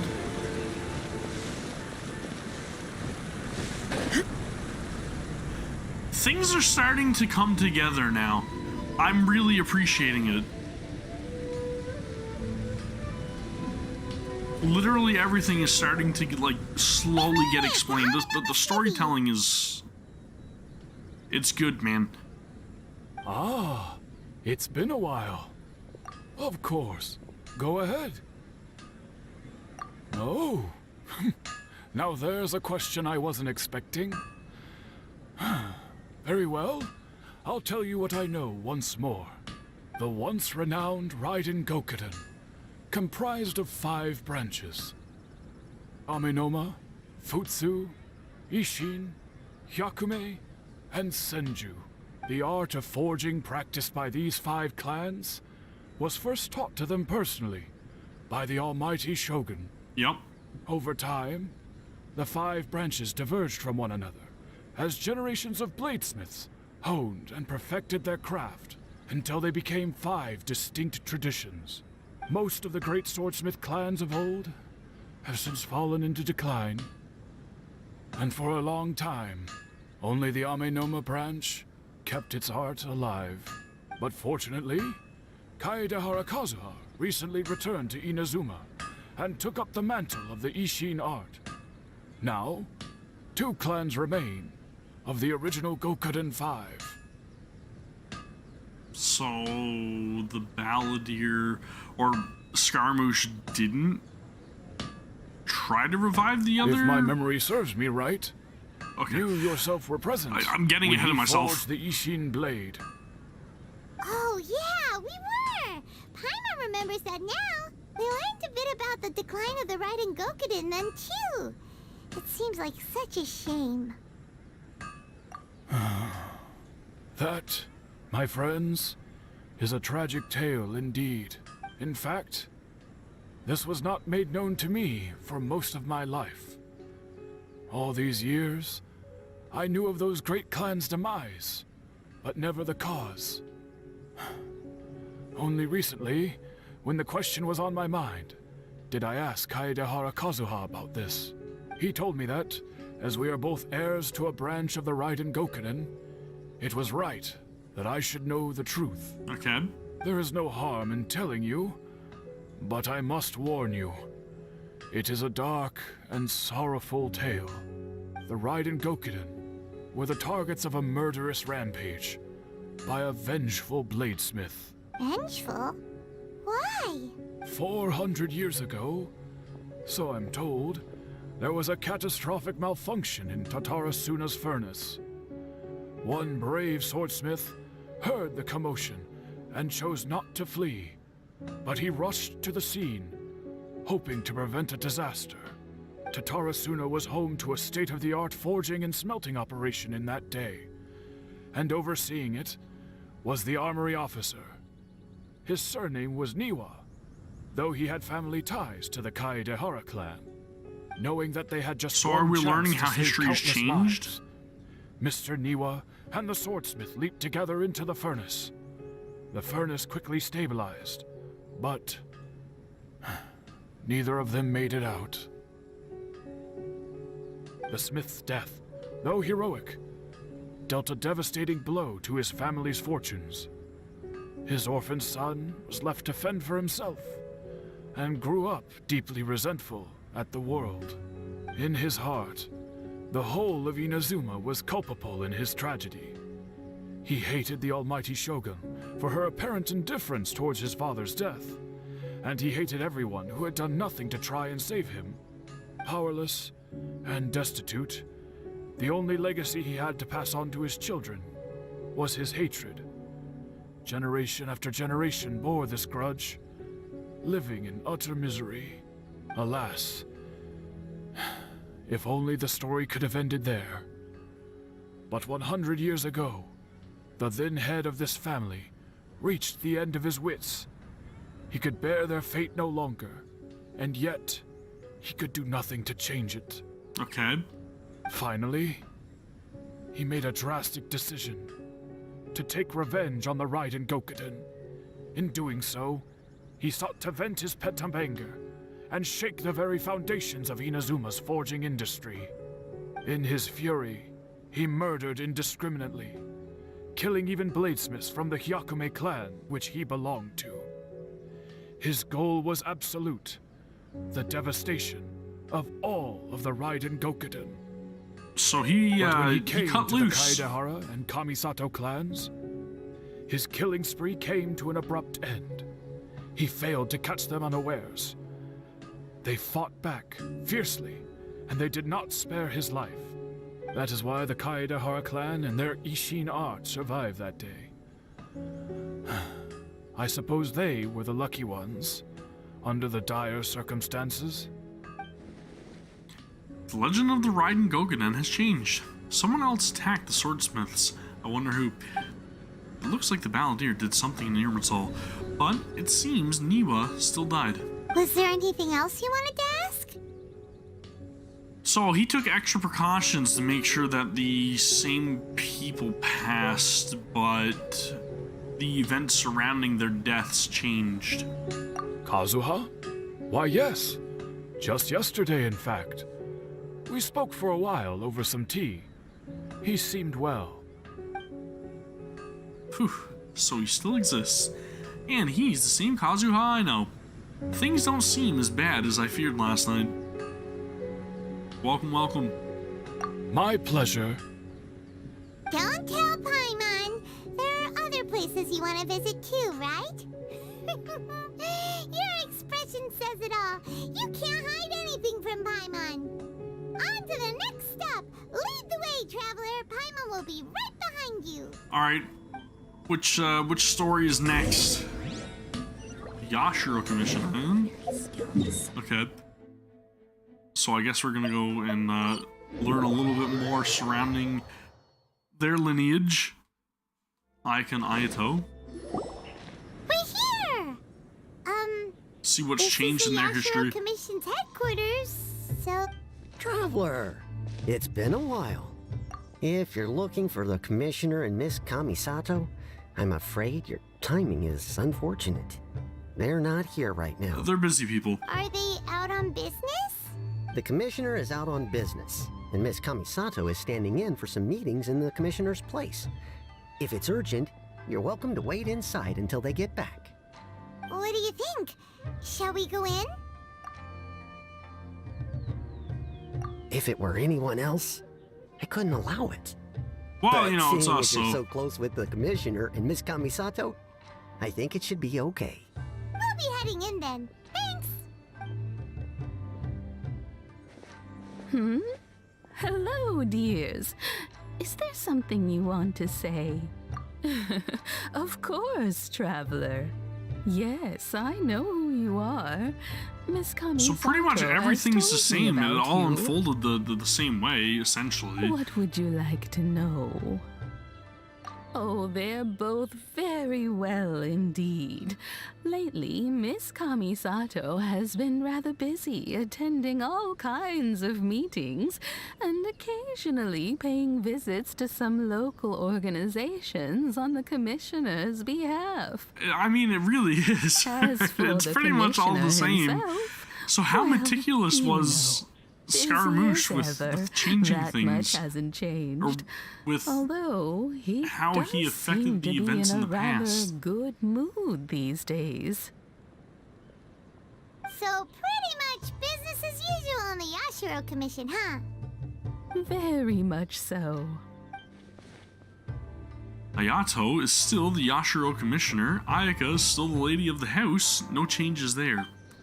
As far as I can see, nothing's changed in the Yashiro Commission either. I was expecting as much, but it's still a big relief to know that the Kamisato siblings are both safe and well. Well, got any more questions?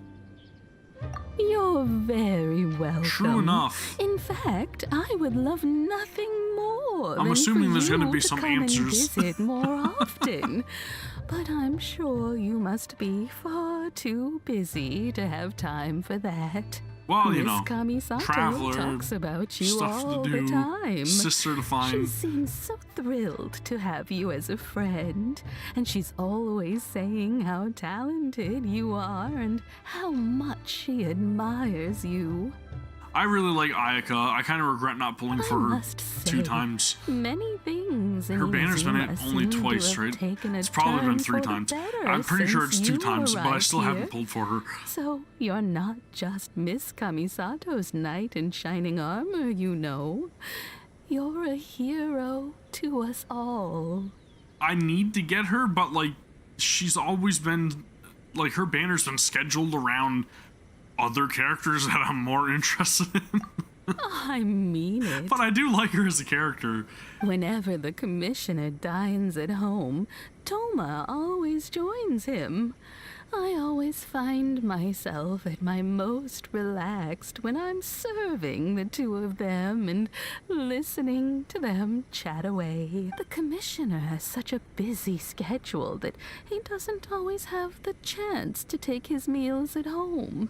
But given the opportunity, he always prefers to dine here. So, how many NPCs are challengeable in the trading card game? Or is it like way too many? They say I'm curious. it's because Toma is a much better chef than Can I just most. run around and challenge people, The or commissioner is is so it at like a set fond of location? home comforts. They get to talking about you sometimes too, you know. Always with a very fond tone. The way one would talk about dear old friends around whom one can truly be themselves. That's very nice. Miss Kamisato occasionally joins them as well. Whenever the whole family gets together and they start talking about people they've met and experiences they've had, you always get a mention. It's been many years now since the late Mr. and Mrs. Kamisato passed away. Much has happened in the Kamisato clan in that time. As someone who is old and gray enough to have watched their son and daughter grow up, I'm assuming somebody's going to have a guide at some point in terms of like where to find these NPCs and which cards you're going to be able to get from them. Company they enjoy so much. I'm guessing the way that she speaks is meant to be that way because she's elderly, I guess. But at the same time, I get you. It seems very strung out. So, in the future, if you ever but you gotta respect your elders, so please know you are always very welcome at the Yashiro Commission headquarters.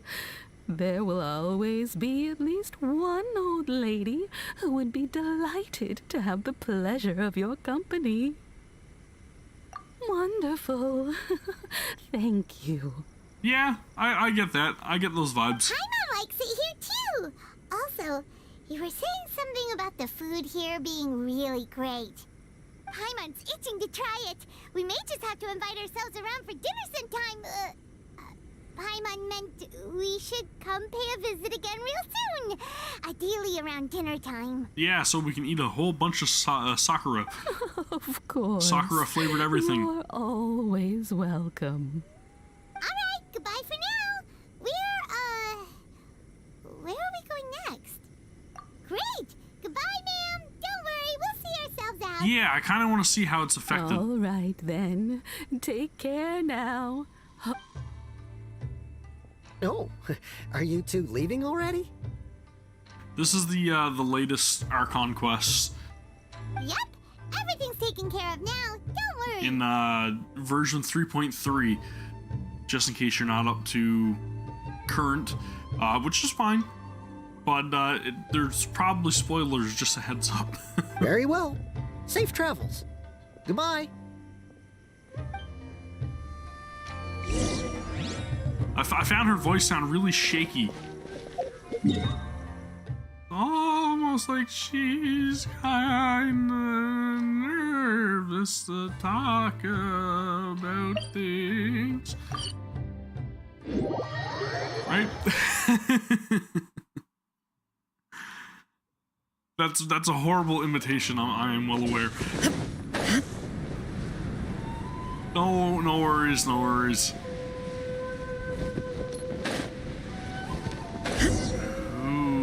Okay, Xavier. Well, here we are. But what are we looking for? Something or someone? Do my eyes deceive me, or is that the Traveler and Paimon? It's an illusion! Xavier? What are you doing here? Xavier? I was in the general area, and now I'm in this specific area. There, I wouldn't have pronounced me. Xavier. So what about you two? We have some questions and thought you might be able to help. It's French. I got you. Francais. Certainly do. I've researched the furnace here in some depth. Je m'appelle Xavier. If there's anything you want to know, just ask away. Like the back of my hand. Make no mistake, I have been here a good many times before. I know, right? Is Fontaine supposed to be based on, like, France? Possibly? Not only that, but I've met people in Inazuma whose families used to live in Tatara Suna years ago. They said it's all true, the history here. Mondstadt's based on like it's somewhere else in Europe, right? Oh, well, it's a long story, don't you know? The tale of Tatara Suna starts a long time ago. I'm told that its history is one of the most foremost forging and smelting operations in the nation. Goes back around 1,000 years. Still, the furnace has had a couple of serious maintenance issues along the way. A couple? When exactly? One was just in the last few years, the other was several hundred years ago. A fun fact, I'm not the first Fontaine tech guy to come and work on it either. There was a guy back then too. Yeah, I think we knew of him. Escher. They say he was a mechanic who consulted on a technology upgrade. It seems like the technological collaboration between our two nations goes back a long way. How about two nations, that? eh? Totally ain't got nothing to do with Snezhnaya, does it? Mechanic, huh? Looks like the doctor still sabotaged the furnace, leading to all the ensuing chaos. Hey, weren't you gonna ask Xavier something about Tatara Suna? Come on, ask already. Give me a minute, Paimon. Oh, I didn't realize you two were here for a history lesson. Me neither. Paimon doesn't know what's gotten into this one today. Feels like we've been preparing for a history exam or something.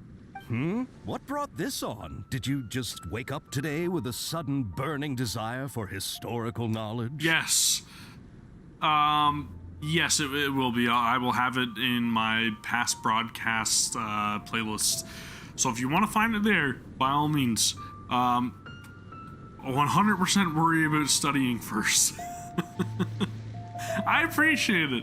But yeah, if you want to watch later, it'll be there. It'll be here on the channel, so you can just look at past broadcasts and you'll find it. Sure, I'm gonna try to stream ahead. more often. I've just been powering through all of the episodes of One Piece. I'm currently on like episode 936, so I should be finished that sometime soon. Hopefully by January when the game releases, which I may stream as well.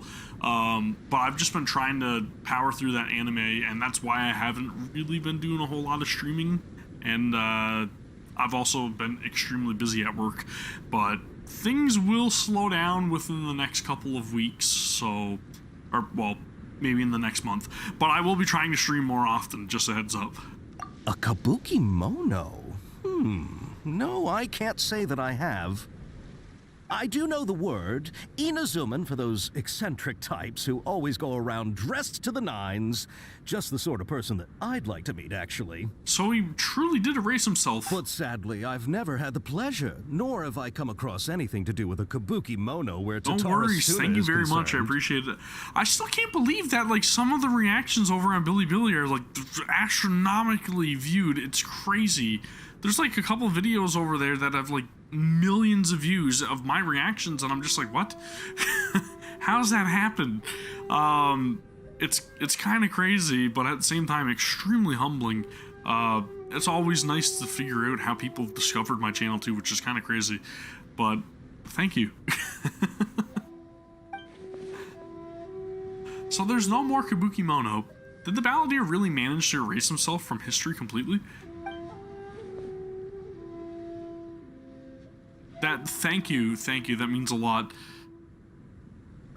If so, he must have wanted to change the world and revert everything back to the way it was, but so far, it looks like the majority of changes have only affected himself.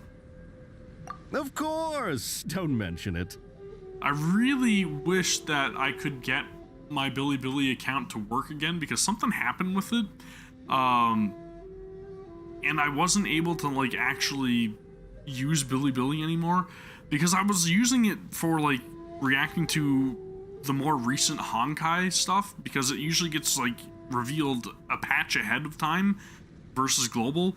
So I was using that to, like, do earlier reactions, but all of a sudden, like, my account stopped working and I wasn't able to, like, view videos and stuff like that. So I kind of had to backpedal on that decision and then wait for global to release the trailers that I want to react to. It's kind of unfortunate because it makes me feel like I'm a little bit out of the loop, but it's still nice to know that people are over there watching, and it's crazy. Very, very humbling. Oh, we're leaving? Okay, yeah, I don't know what happened. maybe it's something to do with where I signed up with, I had to like use my phone or something, I believe, to register, and my phone was supposed to be tied to my account or something, and something happened where I can't use it anymore. I don't know. I have no idea. Oh, you're most welcome. More than happy to help. Farewell. Looks like you got all the Crusader, I tell you one thing, it is crazy.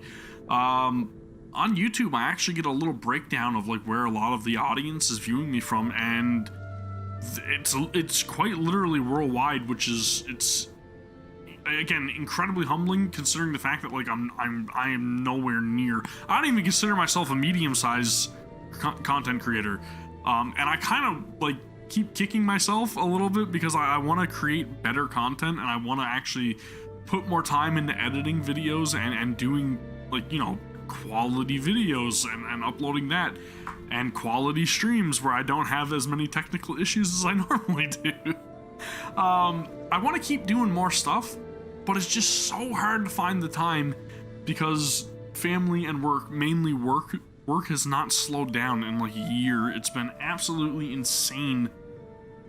And it's okay, like, obviously I have to do what I have to do in order to make a living and all that stuff, but I very much enjoy doing this, and it's crazy that there's still so many of you guys that like give me your time of day to just come hang out or like comment or watch stuff, and it's awesome, and I'm very thankful for it. And again, it's just crazy. I wish I could do it more, that's all I could say, and I wish I could put more effort into it, but then I feel like I wouldn't be able to release videos in a timely fashion if I had to go that route with it. Yeah, yeah, that's true. That's true. Hey, it's factual. That's fact. We should write an essay about it.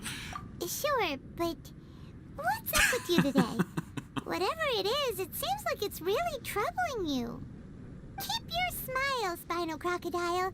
No matter what happens. Don't call me Spinal Crocodile, Paimon.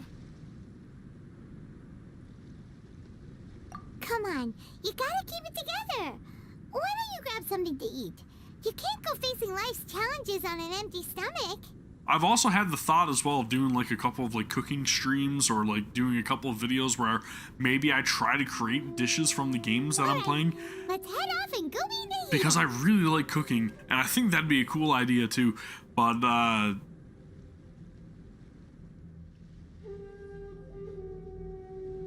yeah, I try. I appreciate it. Yeah, that's good. That is good to know. I am very much, I feel like I'm old. I feel like I'm old and out of place, and I often say all the time that I wish I would have started doing this years ago, but the way the stars aligned, it just was not possible, unfortunately. I was either unable to have a good enough setup, like for a computer or anything, in order to be able to run streams or anything like that, and then I was also unable to post videos at a certain point in time because I was working away seasonally. So I'd constantly go away and then have to come back, and then I was constantly gone and I wasn't able to do anything. That's the best way to put it. And then I was working in remote locations where there was literally like no internet, no cell service, no nothing. So that kind of put a damper on things too. I could totally do a sticky honey roast, no problem. If you guys have been following my Twitter, which I probably don't talk as much about games as I should over there. I generally post quite a few pictures of like stuff that I've thrown on the smoker, because usually my weekends now, instead of like worrying about recording videos or like streaming and stuff like that, I usually try to barbecue something almost every weekend if possible, whether it be like chicken breast or brisket or ribs. I've even done smoked mac and cheese. There's a lot of stuff. I just enjoy cooking, and the family really likes it as well, so Can't go wrong. And then normally I try to have friends over as well. That, Hey, we can it's them! hang out and socialize and have something good to eat. But it would be nice to do a couple of cooking streams or like try to recreate some dishes from the game too, right?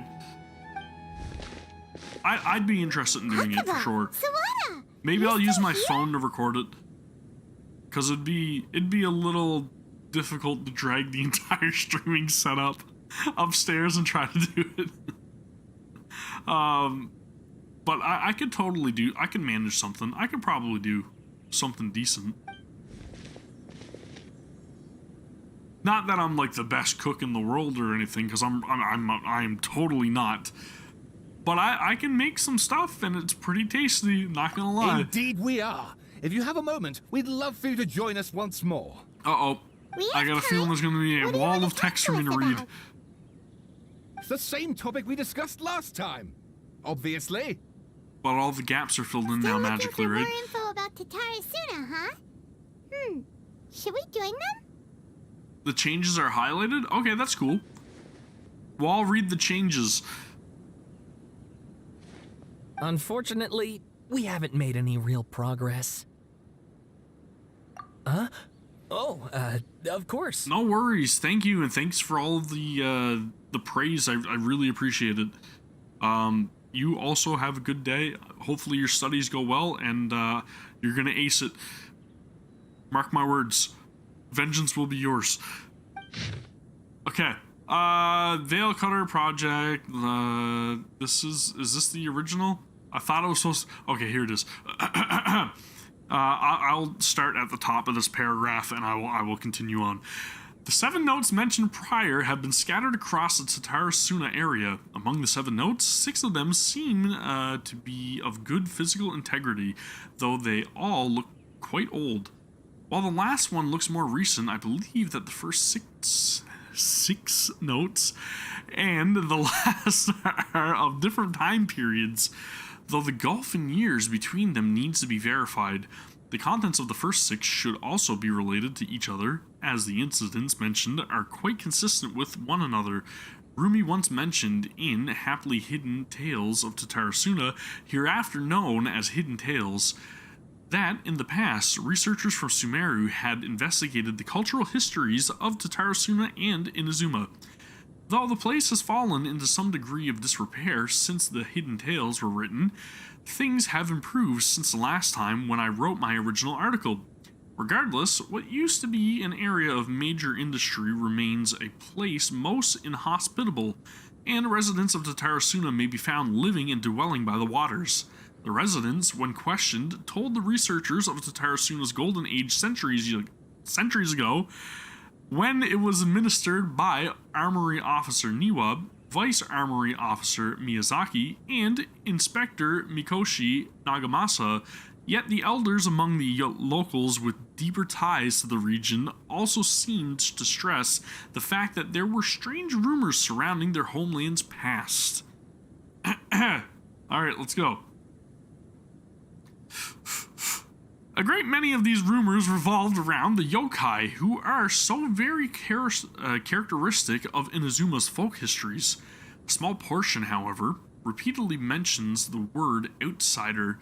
It should be known that the appearance of such a character who is suspected to be based on a real person is a very curious case. This fact drew the attention of the researchers to delve further, and eventually the following pieces of information came to light. A foreign mechanic once visited Tatara Suna, Totore. Reportedly, the reason for his immigration was to exchange knowledge and forge ties with the locals. However, the mechanic seemed to behave suspiciously, often wandering around essential or restricted areas, and if someone tried to turn him away, they would only earn incomprehensible mumbles from his lips. The mechanic often stared into the furnace, seemingly to check on its condition. Unsettlingly, he also spent a substantial amount of time watching the local residents. Judging from the era, it was not uncommon to see cross-cultural exchanges of technical knowledge in places such as Tatara Suna. After traveling across the tides, foreign experts being welcomed into the region was likely not unreasonable either. Yet, calamity came not long after this exchange of knowledge, which hints at high potential for causation between these events. However, some current residents believe that these assumptions were merely the results of their forebears' overactive imaginations attempting to theorize how things actually unfolded.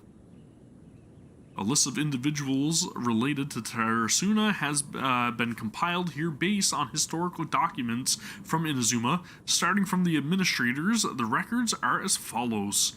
Okay, so then it gives us a breakdown of each of them. Gotcha. And then we also have the mechanic being added into the lore now. Long have I delved through many texts and documents, but I, ultimately unable to decipher even a specter of a clue as to his background. Still, mentions of the mechanic grew scarcer in the aftermath of the Tatara Suna incident. I speculate that instead of the mechanic possibly being a figure woven from overripe imaginations, he actually did exist, and perhaps even had a hand in the events that took place in Tatara Suna. Okay, interesting. So the mechanic now I presume has been you'll want to revealed. read mine as well. Here. Alright. We read this one as well. Okay, so our new excerpt. Miyazaki hid his grin. Upon hearing this, Niwa released the lizard from his hand into Katsuragi's palm, but just as more words were to be exchanged, someone came walking nearby, their footsteps steady and confident. Wasn't it Light before? Light? The head that appeared by the door was that of one from abroad. The newcomer placed some lunchboxes to one side, nodded, and made to leave. Katsuragi called out after him, "Sir, what about your meal? Are you not hungry?" The man smiled upon hearing Katsuragi's words. "I already ate. I hope that you, my lords, may also find time to sate your hunger soon." "You are our guest, sir. To see you help in these trifling matters fills me with embarrassment," Niwa said with sincerity. The man smiled as if it was no matter. Then, with a nod, he departed. So he didn't stick around for the meal, huh? Like a falling spear, the black cloud reached to the bottom of the boat, and was joined in its brefthness of direction. Like a charging beast, they plunged into the shoreline. Scant steps away, the mechanic laughed, slowly approaching the grand wreck. Not but half an arm was left of the one who had cried for help, but with a plop, it landed at the mechanic's feet, who crouched to better study the object, straining against the urge to take a bite. Yet he did not, for the dark clouds swirling down had already picked the remnants of the ship clean. Then a second ship was sent, followed by a third and a fourth. Each who left to seek salvation did so under foul skies and bleak fortunes. Reason dictated that they should not have risked anyone else, but the situation in Tatara Suna was severe. They needed to gain aid from Inazuma, even should it cost them more lives. So they pressed onward. Okay. The content has changed. Another effect of tampering with the information in Irminsul. The balladeer said he'd erased 2 of his names. If he really succeeded, it must have taken all of his might. But still. Yeah, exactly. I noticed how there was no mention of the, oh my god, what was it called? The starts with the K. The Kabuki Mono, right? There was no mention of the Kabuki Mono at all in both stories. Well, what do you think? So he truly did erase that alias. Hey, Traveler. Remember how last time Akaba was saying how he wished he could gather more information about all this? Well, we just got back from Inazuma. So how about we tell them what we learned? What did you find out? There's Something no risk of big? anything now, right? Because he's erased himself from history, so they literally can't discuss details that don't exist. That makes sense now. It all makes sense. It all came full circle. Basically, we have Dude, some my hair is friends in jacked. Inazuma, and... No, my hairpiece is not working. Okay. My toupee! Wow. Ah! So crap. many new details. Thank you so much for sharing that with us. Well, well. So it all comes down to one man's desire for revenge. Huh. Vengeance! You heard this from a member of the Arminoma clan, you say? Then I guess it must be true. Ugh. So there's no ghost story here after all. Wah wah. This new information actually lends further credence to my hypothesis. Evidently, swordsmiths were seen as having an incredibly prestigious role in society those days, to the extent that harming them was conceived of, at least by the perpetrator, as a way of exacting revenge against those in power. So in a very strange turn of events, all of a sudden this essay becomes more factual and less fantasy. Yes, okay, point taken, you were right. But that doesn't mean I can't carry on with my novel. And they're back at it. There you go. These guys are really into this. Oh, so sorry. Look at us, prattling on about our projects and ignoring you. Thank you so much for the information. No problem. You're welcome. See ya.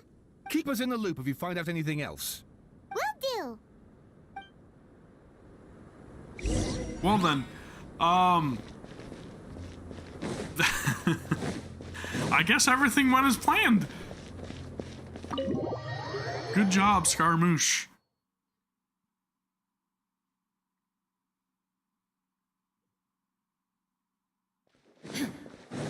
And Nahida's connected to this world as well, so she also will not have any memories of this, right? Shouldn't at least. We're here. Traveler, Paimon, how have you been? Ugh, where to start? Paimon hasn't had a moment's rest this whole time. That night, we ended up chatting and chatting until suddenly the sun was up. And then he decided he wanted to go to Inazuma. He's gonna mention the balladeer, though. The balladeer? Right. It sounds like some kind of code name. I've never got to ask about the false sky. You're correct. You are correct. You look troubled. Is there something you need to tell me? Even Nahida doesn't remember, just like last time. Any changes to Irminsul affect her as well. So this makes me wonder.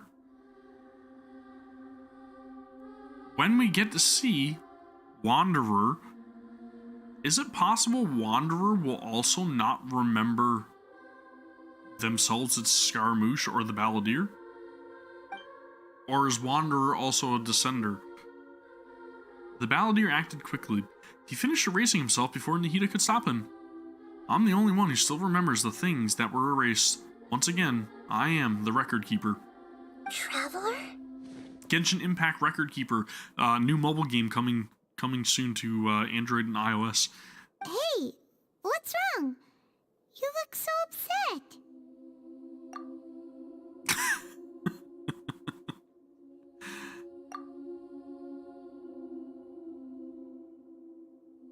Is that against the laws for me to do that? Wouldn't that be considered forbidden knowledge?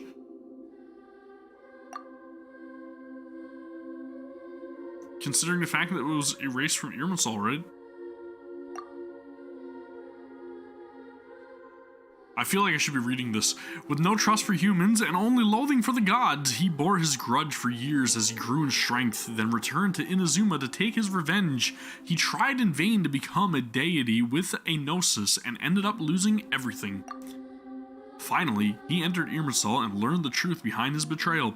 Knowing now that his entire life was built on lies, he did the unthinkable in an attempt to reverse his tragic fate. That's quite a story. So, this puppet known as the Balladeer erased himself from Irminsul, hoping that he could change the past.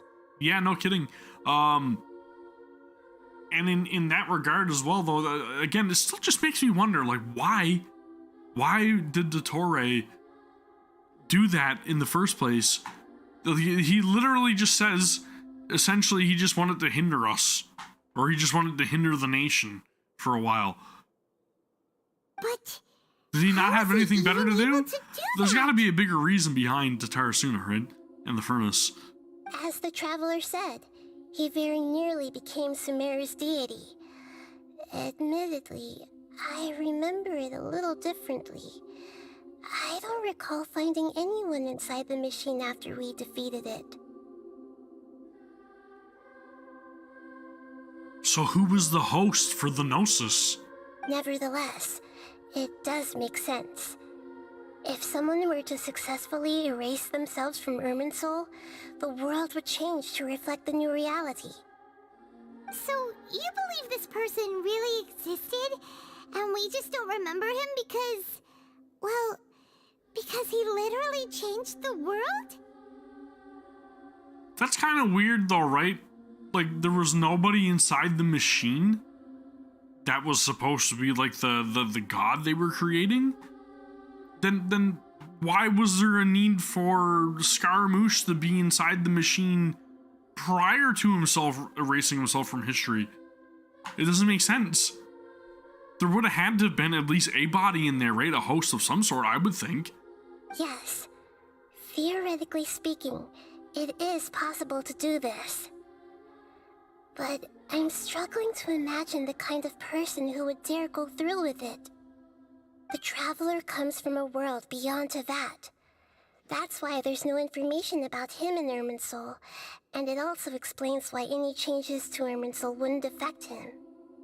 So if there's anyone in the world capable of retaining memories from a past that has been rewritten, it's you. It's quite incredible when you think about it. Thanks. Paimon's having a hard time understanding this balladeer guy's motivations. Why did he do it? I can only make inferences based on the information we've been given. As for what kind of person he was, only you remember that. We were enemies after all. I don't know his perspective on all this, so I can't say why he did something so extreme. Did he want to reset everything or save someone? Or did he want to completely undo his existence? I'm gonna say he probably just wanted to correct the way that he was feeling, or the way that he was manipulated to feel because of the choices made by Dottore, which is probably why he wanted to go back and erase himself. Because he was literally being used and, again, manipulated to feel and think a certain way, right?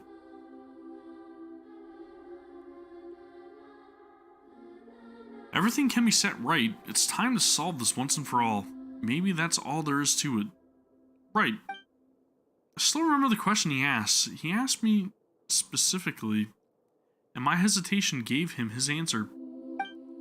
I hesitated because I witnessed Greater Lord Rukkhadevata erase her own existence, but I can't tell Nahida that.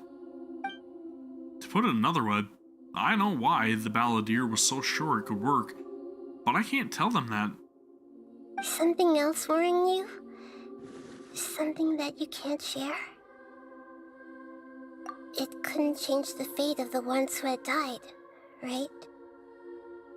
Once the balladeer realized he hadn't been betrayed after all, it must have completely changed his view of the people of Tatara Suna. Now he saw them as friends again. He had a change of heart. He couldn't keep hating humans after that.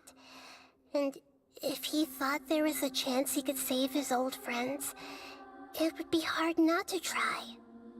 The story makes sense, every part of it. The balladeer tried to achieve godhood with the doctor's help.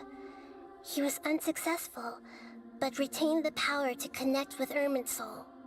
That power then enabled him to change what was recorded in Irminsul and erase himself, even though he didn't have much strength left. It's kind of sad. Yeah, it does make sense, but it still ended in tragedy for his friends. It just feels so hopeless. He gave everything to do this, but it seems like he got nothing in return. He sometimes wished he would never been born at all. Yeah, he changed the world in many ways, and yet the dead still didn't get a chance, or second chance. Those fated to a tragic end could not be saved. What exactly did he want to fight back against? The betrayals in his life? Or did he wish he'd never existed at all? See? I call it! Please wait a moment. I want to check something. My question is, Did he do the fandango? It turns out that I have a strange way of confirming everything he has told us. Okay. What is it? A record from a personal collection. It was tucked away in a corner. How convenient. You should take a look. Surprisingly, the information is presented to you in a way that resembles a fairy tale. Is this a fairy tale? Who wrote it? Are we gonna get an awesome badass cutscene? That's what I'm expecting. I authored this record myself. Huh? You wrote a fairy tale that somehow has something to do with the balladeer? When combined with the traveler's narrative, it's clear that this story is an allegory. Everything in it is a symbol for something else. Oh, great. I get to draw comparisons. Woo! So this record survived from the past? Oh boy. I got a feeling this is going to need a couple of rewatches if there's some kind of scene here that needs to be deciphered. Yes. Any information about the balladeer or the Kabukimono and other records will have been changed.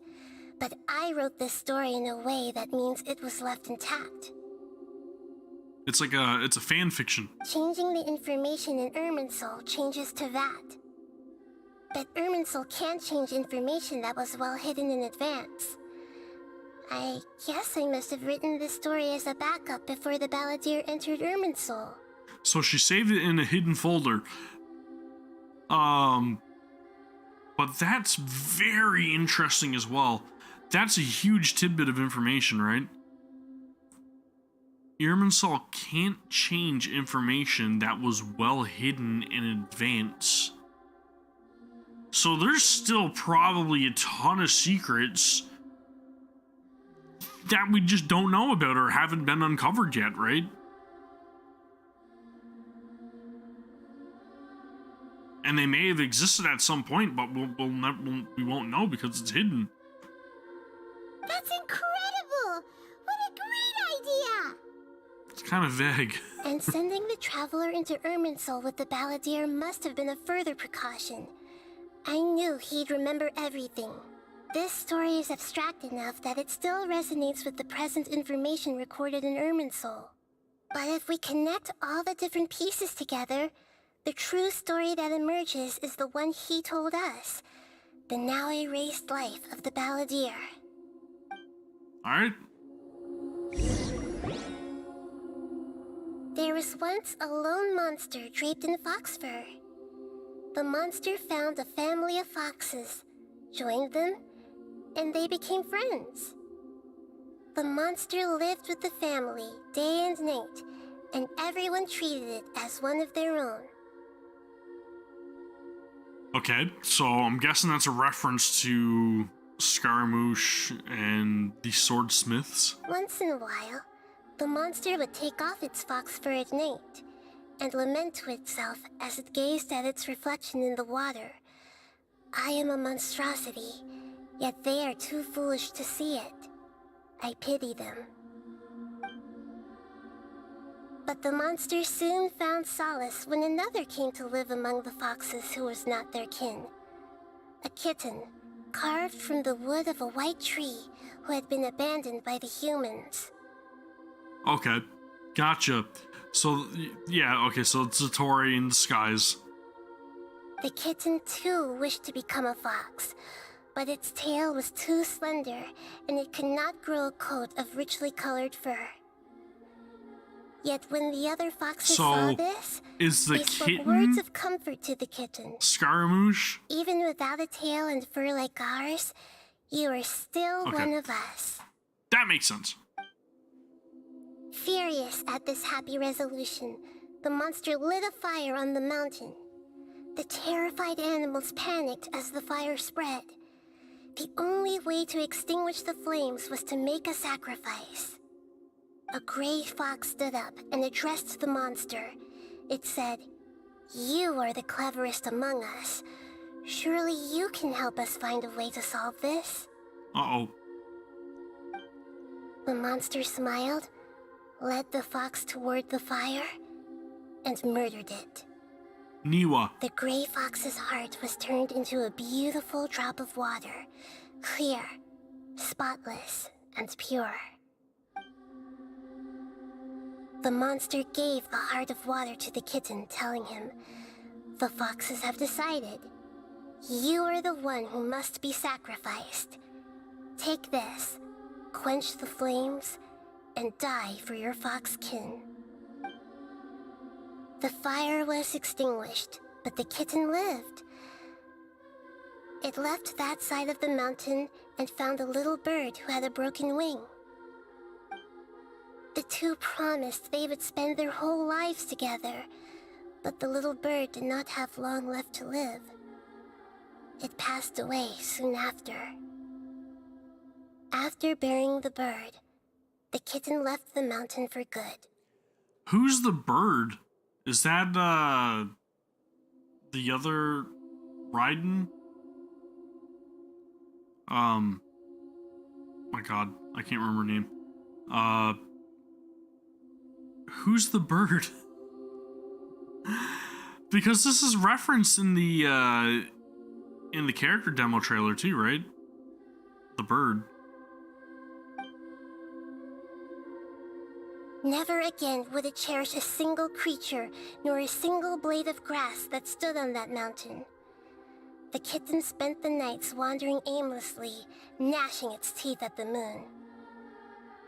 Oh, okay. I know what you guys are talking about. The other, yeah, okay. I remember now. I remember.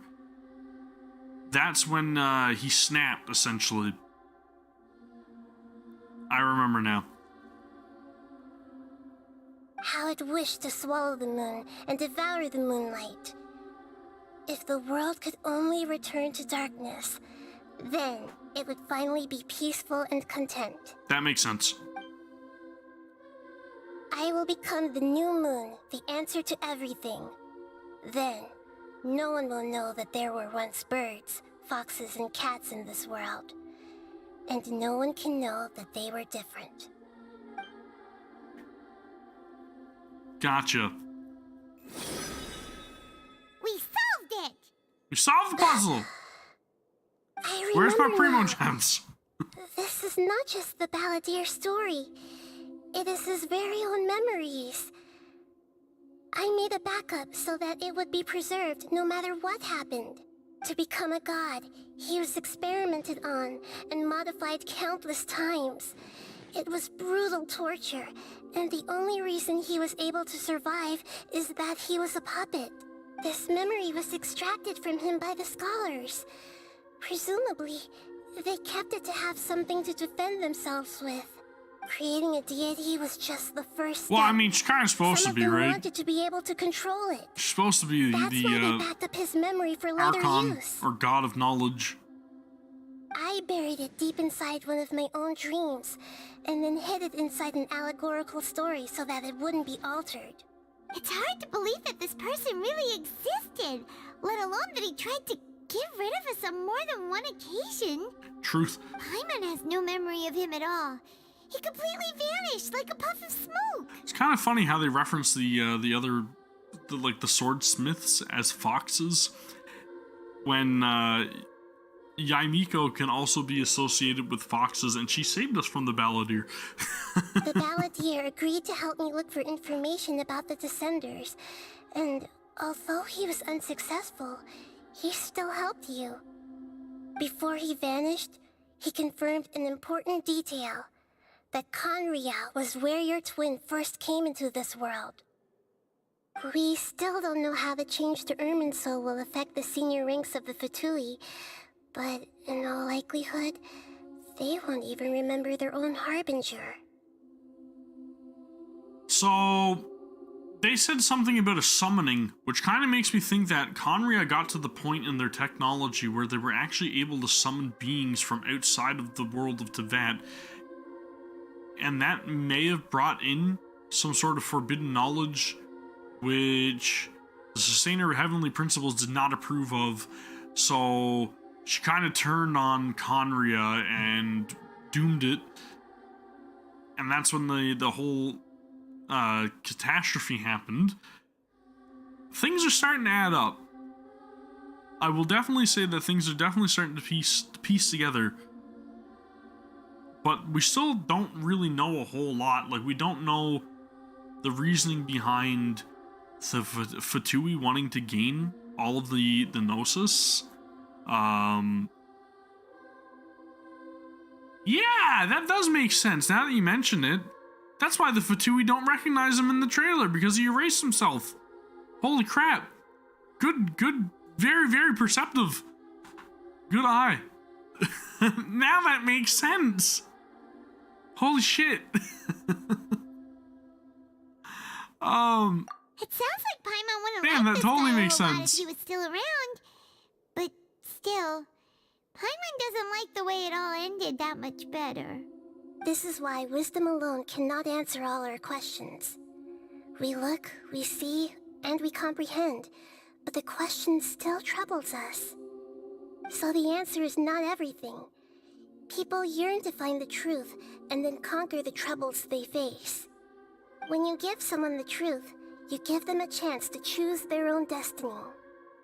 To others looking on, this may seem like a pointless endeavor, but for him, the chance to act on his desire to disappear must have meant a lot. Never forget that even when we walk beneath dark clouds along a road filled with suffering, the light of wisdom is always there, guiding us toward a better destination. Dude, Nahida's so damn cool. And that is She's what so you've cool. been doing all along.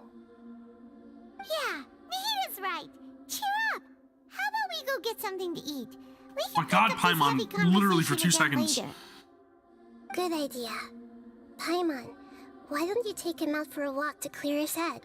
You got it. Come on, Traveler. You need to get out of your head for a while. You'll feel much better after taking a walk. But anywho, to continue the thought that I was going on, things we don't know about. We don't know what the Fatui's, or well, I guess yeah, the Fatui's true intentions are. Why they're trying to gather all the Gnosis. We don't know why. Pretty much almost all the gods or all the Archons are just kind of like, yeah, whatever. We don't need their Gnosis. Take them. We don't care. But they're also not like directly connected with Celestia, I guess. It's kind of weird. There's some strange crap going on there. There's also like there's no real clarification as to how one truly ascends to Celestia as well, right? Outside of the belief that we have to gather the powers of the seven, possibly. There's a lot of stuff to uncover still. One of the stalls in the Grand Bazaar. That'll be sure to lift our spirits. Yeah. Let me There's talk a to few Nahida things one I'd more like to thing, look into. one more time here. You should go take a walk and... No additional information? Okay, gotcha. Again, there have been a lot of answers in this questline and a lot of things to theorize about, which I very much appreciate. It's a very well put together Archon quest so far. I'm guessing I'm nearing the end of it, maybe, possibly. I don't know if I am or not. I've been pretty much taking my time with it, but you know. Yeah, she knows a lot more than she's willing to let on, which is not always the greatest thing for us. Like, I wish she would just tell us what was discussed with the Torre, the deal she made.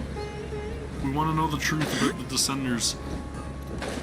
I mean, she kind of did, but not really. She still knows more than she's letting on. We're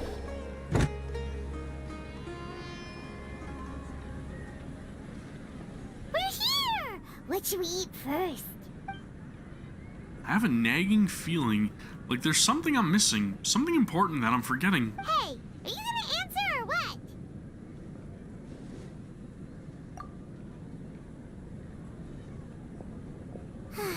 Alright, whatever you want. Well, Paimon will be right here when you figured stuff out. Then we can get something to eat. Come on, brain, let's dig this out.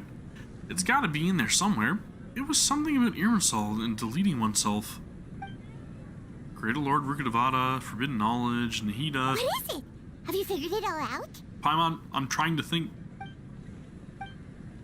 Yes, that was it. Greater Lord Rukadavada. She said that no one can erase themselves from existence, not even her. Otherwise, why would she need to create her own reincarnation in Lesser Lord Kusanali to do the deletion for her? There would be no point. Okay, so Scaramouche created another version of himself called Wanderer, and Wanderer was tasked with the deletion of Scaramouche. Why'd you jump up all of a sudden?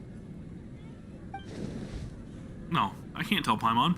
She doesn't know about Greater Lord Rukadavada. But this is crucially important detail. It's simply not possible for the Balladeer to completely erase his own existence, in which case the question is, what happened to him? Excuse me, boss. There seems to be a small problem with the last bill. Look, here. Well, there's your answer. All snazzied up in his brand new getup. Hey! Hey, wait! You mean me? No, not you. That kid. Didn't you see? Little rascal grabbed my last 2 fresh Sunsettias and ran Not my off. Sunsettias. Look, if you're gonna help out here, you can't keep spacing out, okay? What is it? The work's too boring for you? Or has the big city got too many distractions? I wasn't paying close enough attention. Sorry, boss. I think you're right. Maybe it's the city. It's so exciting. It can be hard to focus. Who's that guy? You know him or something? He's who? You're a strange one, kiddo. You say you don't want any money for helping out here, and then when I actually give you some work to do, you keep letting yourself get distracted. You know, as much as I said I wanted to keep calling him Scaramouche even after he got released as Wanderer, I'm kind of reluctant to do so now. I don't want to take after playing the story so quest. I'm happy to pay you what I'd pay anyone else. But if you keep acting like this, pretty soon I won't be able to afford to. Just because we know the importance of the name change now, right? No, please. I mean it. You don't need to pay me anything. I'm just so thankful you agreed to take on an outsider like me. You're welcome, I guess. His But I got demeanor bigger is things to worry completely about. different. Look, we're all out of Sunsettias, and I promised the lady down the street I'd deliver a fruit bowl this evening. Leave it to me. I'll find some more. Just a moment. I'll be right back. Stop. I'm gonna level with you, kiddo. I've never met a worker who said they didn't want a wage before. And at first, I got greedy. Couldn't believe my luck. But I figured you'd start asking for something in return eventually. You don't want money. You don't take days off. And in your free time, all I see you do is wander around, taking in the sights. Are you a drifter or something? No worries, no worries. That's right, I am. We can talk more about that later. First, let me get those fruits you needed.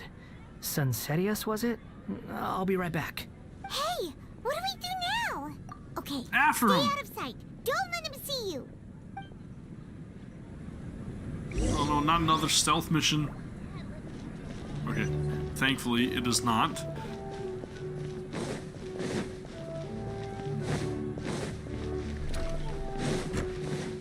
Has he truly changed?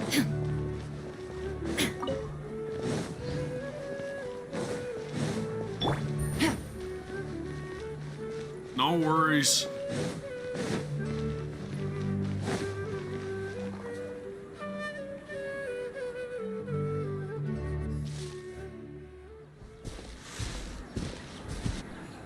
Yeah, this'll do. Even though you say he's the balladeer, what are we planning on doing? Stealing his Sunsettias? Isn't that a bit too cruel? Oh, alright. This should be enough. Guess I should wash them before I take them back. I wasn't seeing this with my own eyes. I would never believe it. Huh? You two over there. Is there something I can help you with? He spotted us! You've been following me all the way from the city. I'd have to be blind not to notice. Well, he's still Have we perceptive. met before? No, we haven't met. But you know me? I have no recollection. Are you absolutely sure? Sorry, but I just can't take your word for it. A puppet? Huh?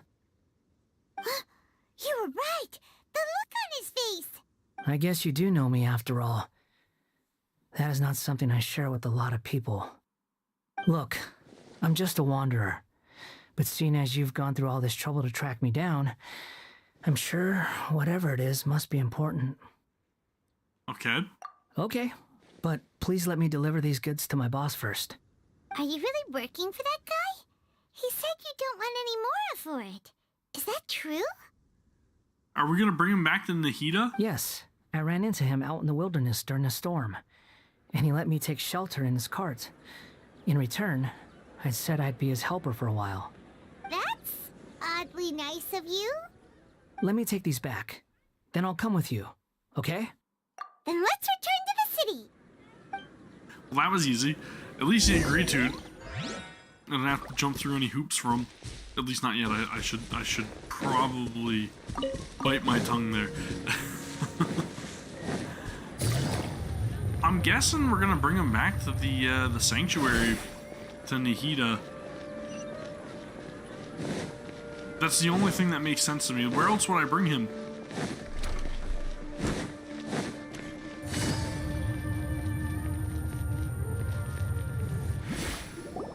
Here you go, boss. I'll leave them right here. Oh, you really went and picked some more. Who are these two? Something's come up, and they need to borrow me. Sorry, boss. I'm afraid I'll be away from the stall for a while. I was just about to pay you anyway. Go wherever you want, kid. Don't waste your time here. What? I get it, okay? You just wanted to help me out, to thank me for giving you shelter from the rain that day. Even then, I don't understand why you're so adamant that you don't want any pay for it. But look, it was pouring down, and there you were, sauntering along without a care in the world, like you had nowhere to be and didn't even care that it was raining. Imagine you were me for a second. It's a little weird, right? Why is this guy traveling during a rainstorm if he's not trying to get somewhere? And why is he taking a shortcut through the open country if he's not even in a hurry? So does he not have a purpose at all? Maybe, yeah. Okay, this doesn't make sense. But anyway, taking you in didn't put He me has no out even purpose. slightly. You don't owe me a thing for it. Certainly not all this. Your time is valuable. You know, you should go live your life. But I don't... Doesn't know what to do. No, you're right. Then I suppose this is where we say goodbye. Thank you again for taking me into the city. Yeah, big time. I initially wanted to punch him. Don't mention it, kiddo. I've run into all kinds of characters But now over I don't the want years. to. I just hope you find your path. Thank you. All right, done. Thanks for waiting for me. We can go now. All right. I knew it. I knew we were going back to the sanctuary. I call that way far away. So are we gonna try to teach him about the past version of himself?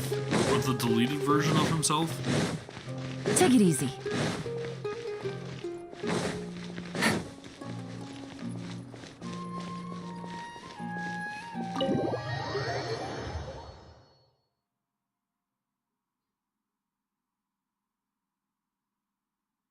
I'm curious. I want to see where this is going.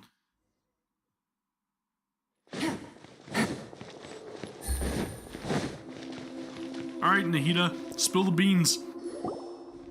Nahida! Nahida! What's wrong? Huh? Are you? Hello. I do apologize for the sudden intrusion. We found this guy in the street, but he doesn't seem to remember anything. So, yeah, quite an eventful walk. Quite a change of attitude, that's for damn sure. You say that you are trekking across Teyvat to train yourself. Many other Inazumans who describe themselves in this way call themselves Shugenja. Why do you refer to yourself as a wanderer? Shugenja. Well, it seems more relevant in my case. To me, it sounds like a plant with no roots. But these two claim that they know me, and that I have a hidden past unknown even to myself. I wouldn't call it the past, but rather...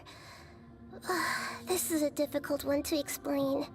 I don't like to rely on using terms like this often, but in your case, it seems that it ought to be called, previous incarnation.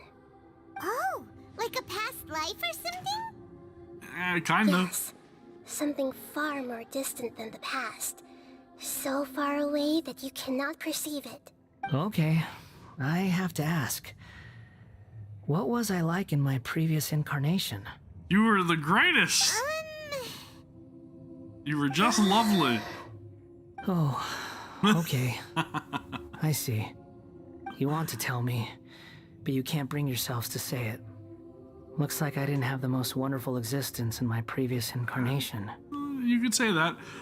If it's that difficult to talk about, I have no doubt it will be just as difficult to hear. Soul-crushing even. But I'll be able to handle it. Please, tell me the truth. Is truth something you care a lot about? Yes. Then I'll be straight with you. In your previous incarnation, you did many things that would be considered evil. True. You nearly died because of what other people did, and many died because of you. As a non-human being, you hated gods and humans alike. You drifted from place to place, never able to settle, even where you found status and identity. You adamantly believed that you were missing a heart. Lay it on a little bit thick there, Nahida. Actions rooted in persistence sometimes bear bitter fruit.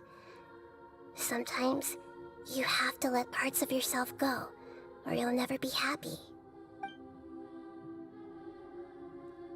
That is a harsh slap in the face.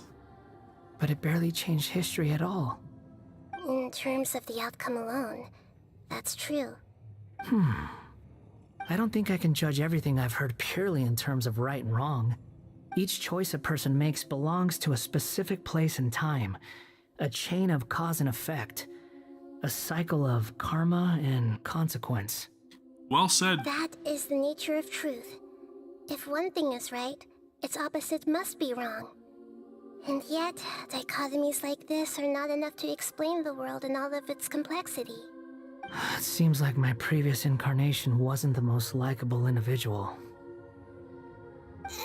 I mean, there's a lot of people like them. Feelings or anything, but yeah, we weren't your biggest I wonder if those fans. same people that like Scaramouche initially like him now with his new attitude. If we were enemies, why are you trying to help me find the truth? This is so frustrating!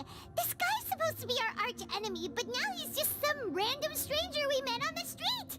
A wanderer, even. He's got so much to answer for, but we can't make him talk because he doesn't remember anything. What a weird situation. Lesser Lord Kusanali, as the god of wisdom, I trust that everything you told me must be true. He shouldn't have to pay for the crimes of his past incarnation, though, right? Yes, it's all true. I can even show you the memories themselves, if you're willing.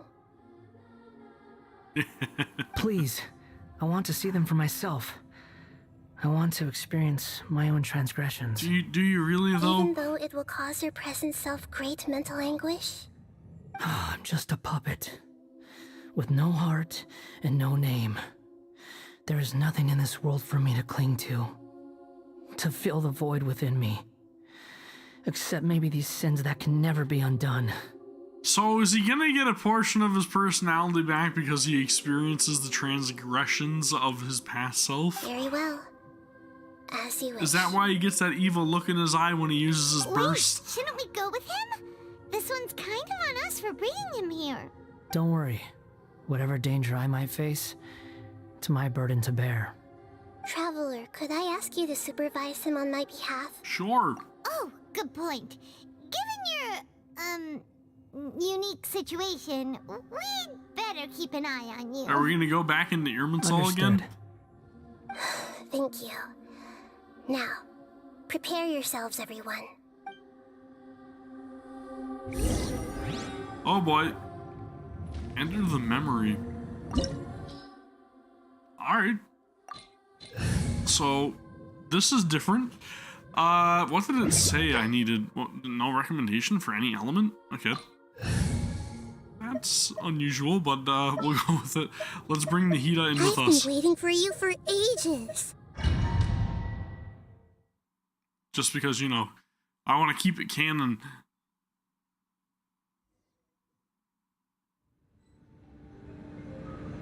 This looks like Inazuma. Right now, you're in a dream I created using information extracted from your memories.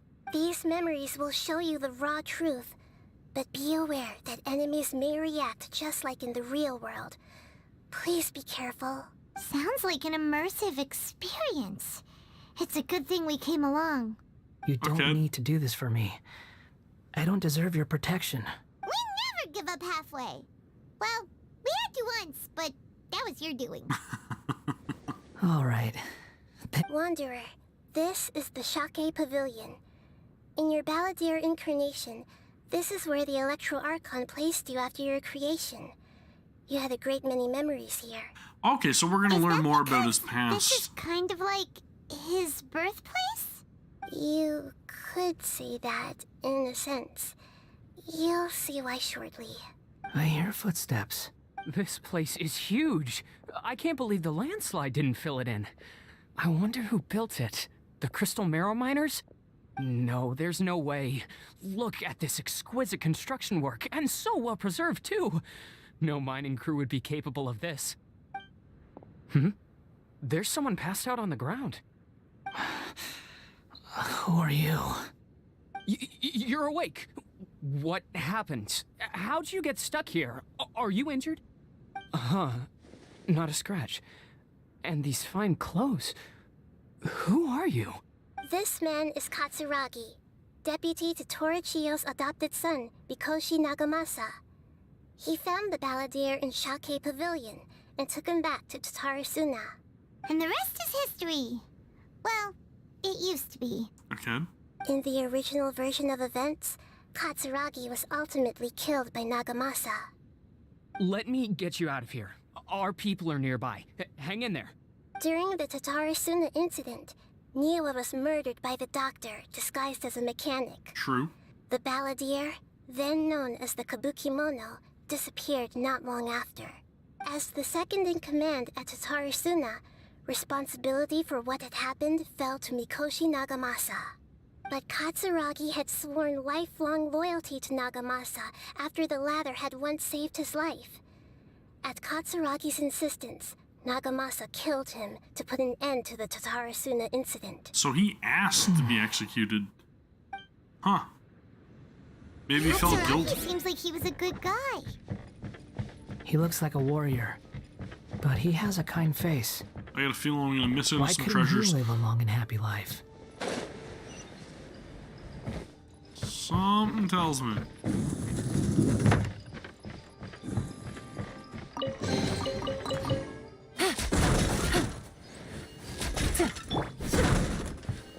Carrot! Nagamasa, I found this young guy in a cave sealed off by a landslide. He doesn't remember his name. Well, we need to call you something. I hear the workers are calling you the Kabukimono. That's fine with me. Katsuragi, report to Niwa. Tell him we have someone new joining us. Uh-oh. Whoa! I don't want to get zapped.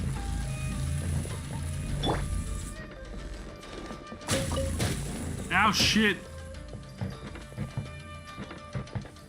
Well, that didn't turn out too well.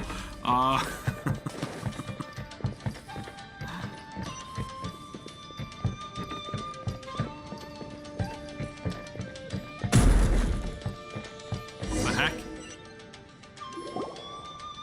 Huh? What are we doing back here? Whoa, this is where you It's were another born? memory. It's pretty, but there's nobody here. Ah, it's the kid. I was abandoned, like you.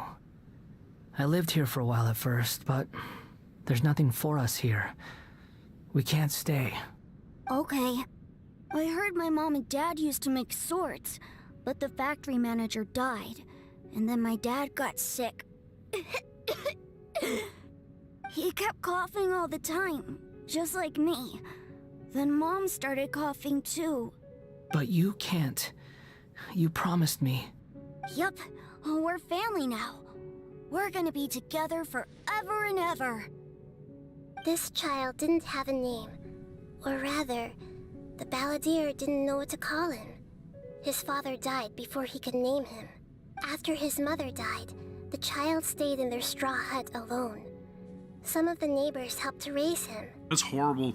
After leaving Tatara Suna, the balladeer ran into this child who didn't have a name, just like him. They made a promise to live together. What happened to the child then? He died from his illness while he was still very young. The balladeer came home one day and found that he had stopped breathing. Brutal. Hey! What's wrong? Say something! You promised me we could be family! You're no different from Niwa and all the others. You betrayed me too.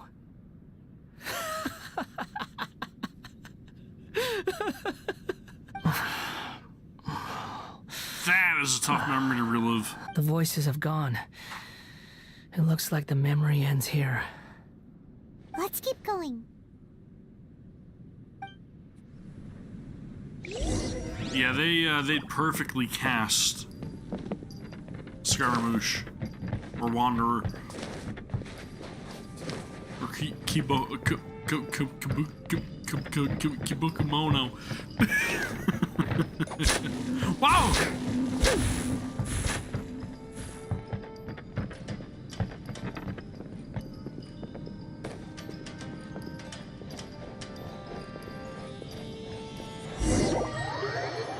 Welcome back.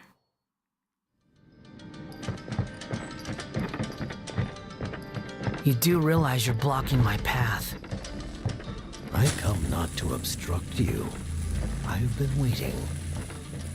What you are truly is a weapon. One that can be wielded with an iron will. Or you could continue to drift aimlessly. Oh, so we're even seeing the jester tempting him. Long-fated rebellion has begun. Why not take your place at the banquet and join those who shall feast?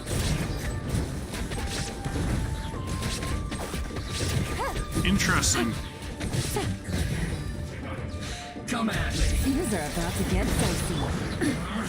This one's for all the people that say Raiden Shogun sucks. Now you shall perish! I fulfill my duty. My work is calculated. Finished. By far, one of the best characters you could possibly pull.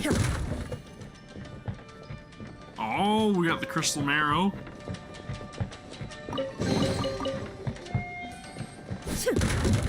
Yep, that voice was the jester. That was Piero.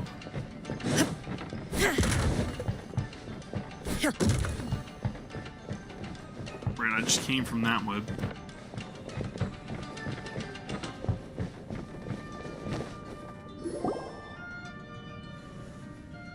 This place is dark. And purple. And purple means winning. Paimon knows this place. It's the Delusion Factory in Inazuma. In the original version of events, the Traveler once encountered the balladeer here. Yeah, we passed out. Such a creepy atmosphere. And so familiar. Hey, look over there! Well, well, my fair lady. Is this rundown factory Senora! and these incompetent fools all for me? Wow. You shouldn't have. When did we get Senora to return? Right? When does Senora return, right? Huh. What do you have to gain from belittling your subordinates? You might not want to admit it, but you are a part of this plan. Perhaps you find fighting in the abyss to be a more meaningful use of your time? Oh, but of course, even this pales in comparison to being experimented on by the doctor. Dude, she's so good. What a sharp tongue you have. Funny how negotiating never seems to be your strong suit. For the task ahead, I suggest you keep your true feelings to yourself. Save your breath. I know what I have to do. She's so good. I'm sure you think so, but I still think you need to hear it. Don't start thinking you're invincible, and don't let your emotions get in the way. Oh!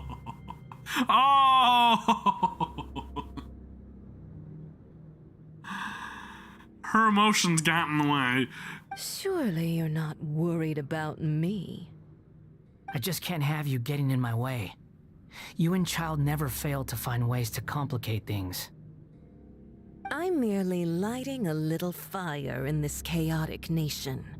But you, being tossed out like trash, must make you want to destroy it completely.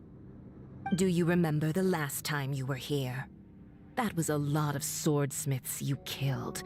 I'm sure the descendants of the Raiden Gokaden are still suffering the consequences now. Look at you. Oh, don't get so sentimental. Now, give that poor little tongue of yours a rest and stop pretending like you're above everyone else. Her voice actress, again, incredibly talented. Bye then. See you at the victory feast. Senora Wen. Poor little tongue? She's playing with fire talking to me like that. Who does she think she is? Forget it. Someone might find me here any minute now. I should prepare to give them a warm welcome.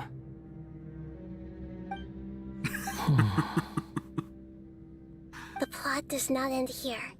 There is more of this story to come. Wanderer, are you able to continue?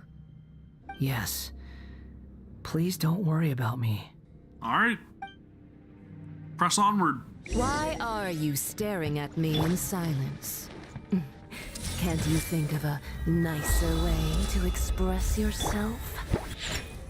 I'm under no obligation to be nice to you.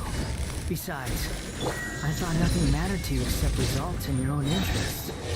Isn't that right? Witch? Muddle-headed puppet. You're only number 6 because you can take more abuse than other humans. Do you really count that as an asset? I need shield. You're about as much fun to be around as a raging inferno. But before we murder each other, it'd be best if we finish our duties. They had a great dynamic. Not gonna lie, I'm digging the conversation between the two of them. No more treasure chests in here, I take it.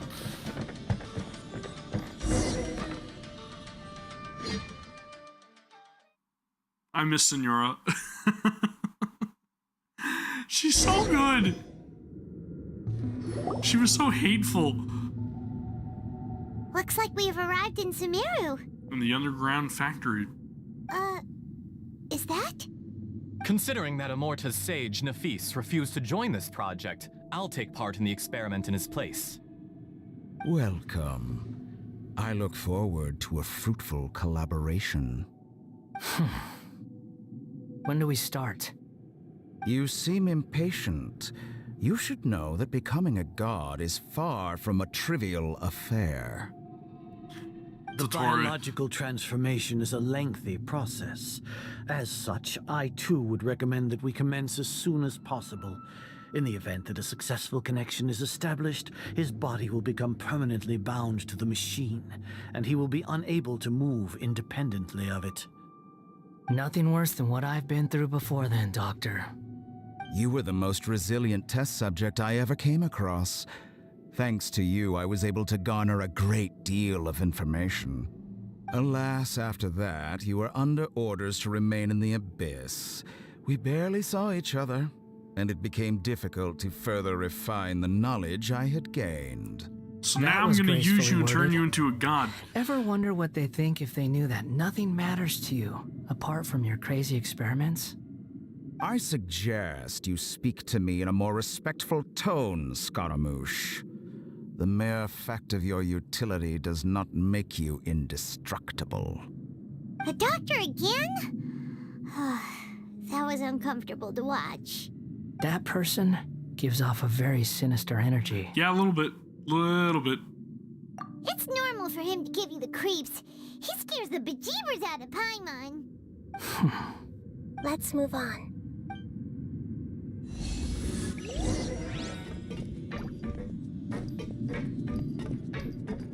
Dude, I still really dig the aesthetic of this area. I am a sucker for underground factories and stuff.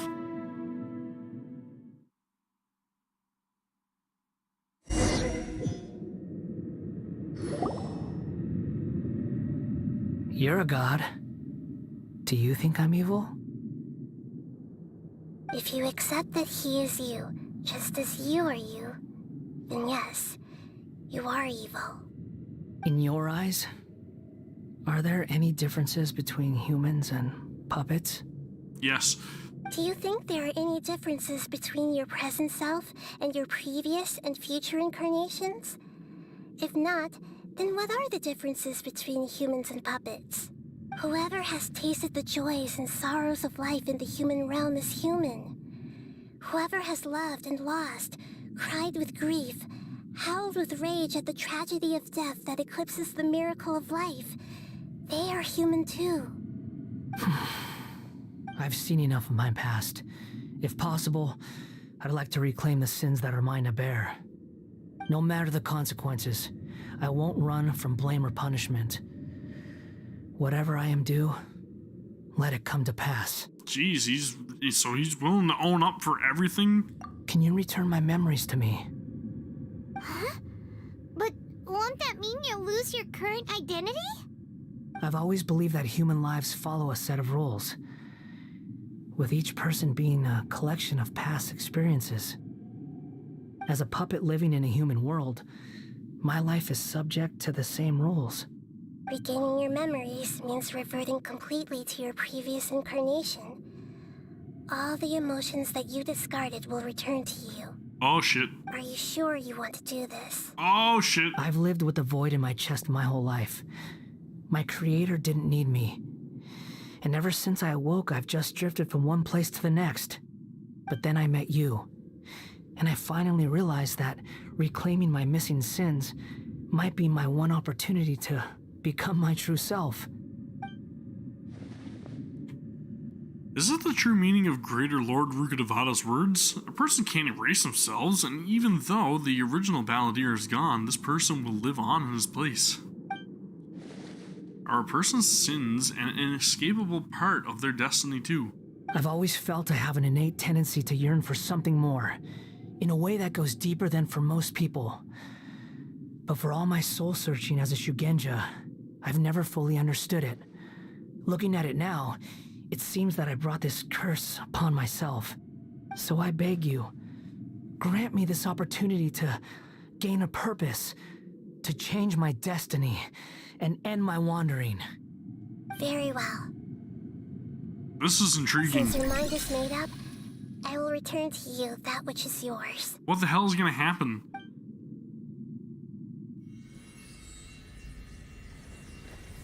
You have made your decision.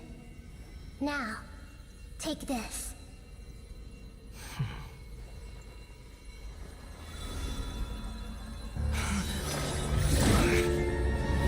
Oh no. Set him free. A puppet? What's he doing here? That's gonna be too much. You're a human as far as I'm concerned. Everyone's here. Wonderful. What a fine blade. Nagamasa will be thrilled. This is my...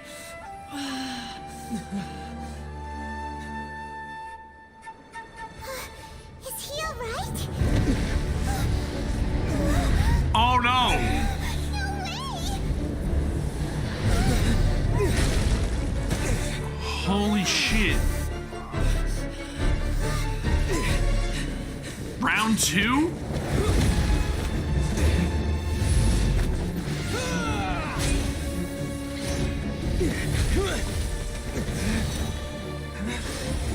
Oh no! Oh no no no no no no no! Aether with the save.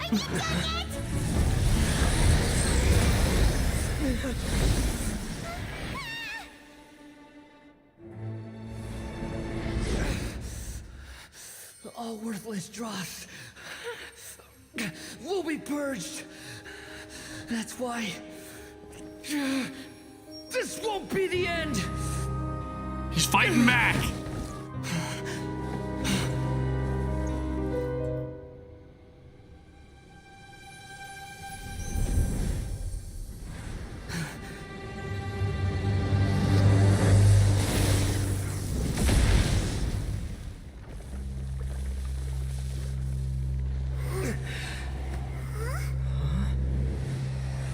Oh, hell yes.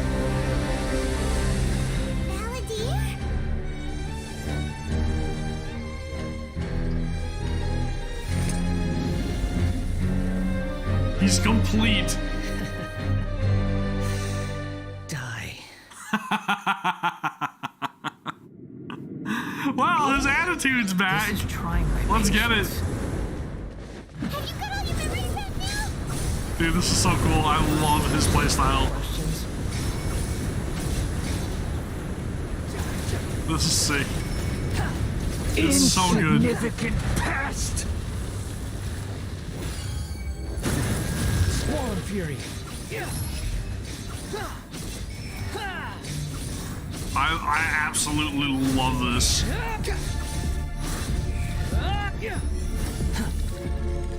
At my command, you shall fall. Wind rises. See, this is the nice thing, right? You don't have to deal with any floor damage whatsoever because you just get to float around and just destroy everything below you. Perish! Too slow. Oof. Oh, baby. Mad air dashes. That's what I'm talking about. Get him! Stomp on him!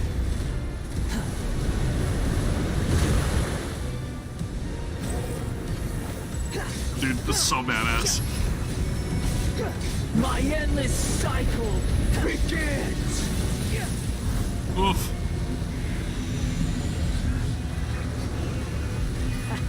Behold. Oh, wow, okay, I just still got zapped. Thanks for the heal, ominous entity who's protecting me. I have no idea what happened there, but I'll take it. 21,000 health, no problem. Got skills. Insignificant passion. Stomp on him. Hell yes.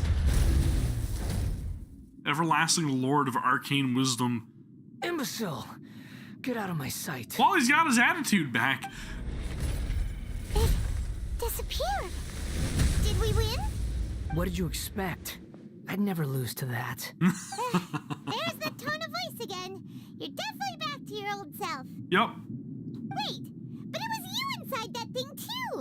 What have you got to be smug about? Sorry. I'm harsh on myself and everyone else. Just the way I am. You sound like you're concerned about me. Yeah, I like this attitude better. Thanks to you, even if I didn't change a thing, at least I now know the truth. The memory recovery seems to have been a success. This dream has served its purpose. Come on. Let's continue this outside. Alright.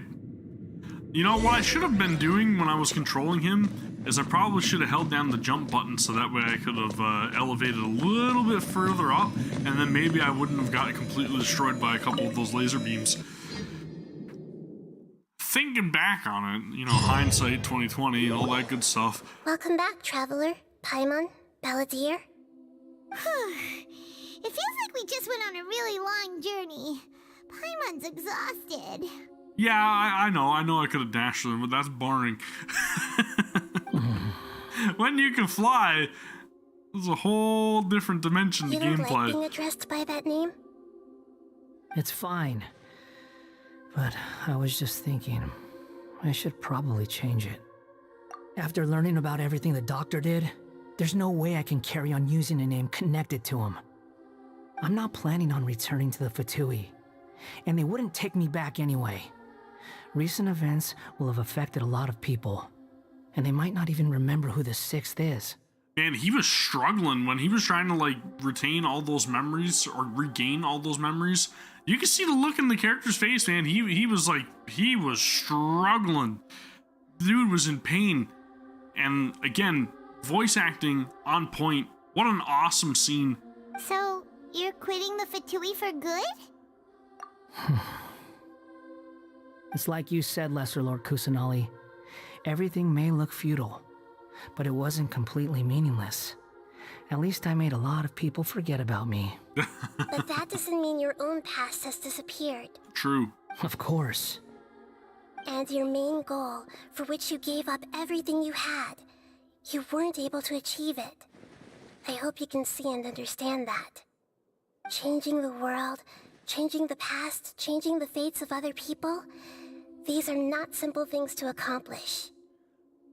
She didn't say it was impossible.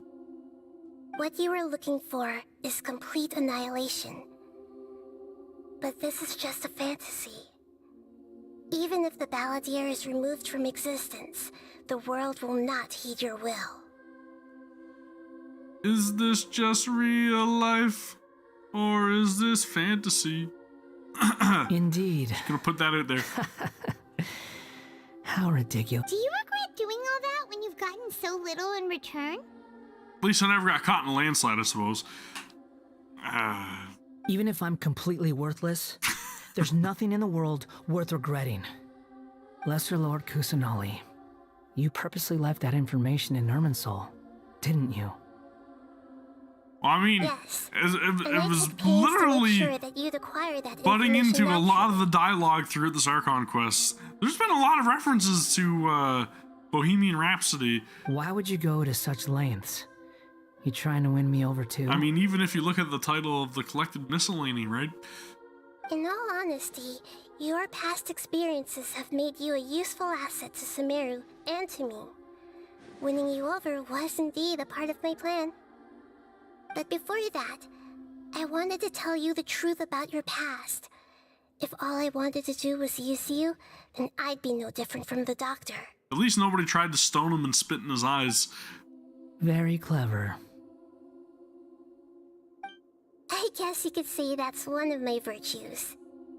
Okay. Utility to others is what gives me worth. So if embracing my sins is what it takes to make me useful again, so be it. Oh right, I almost forgot. You're the good guys. You're into justice and all that. Sorry if I have a slightly different perspective on things, but I don't feel like I've been duped. The wisest leaders are fated to end up with the best helpers. I can live with that.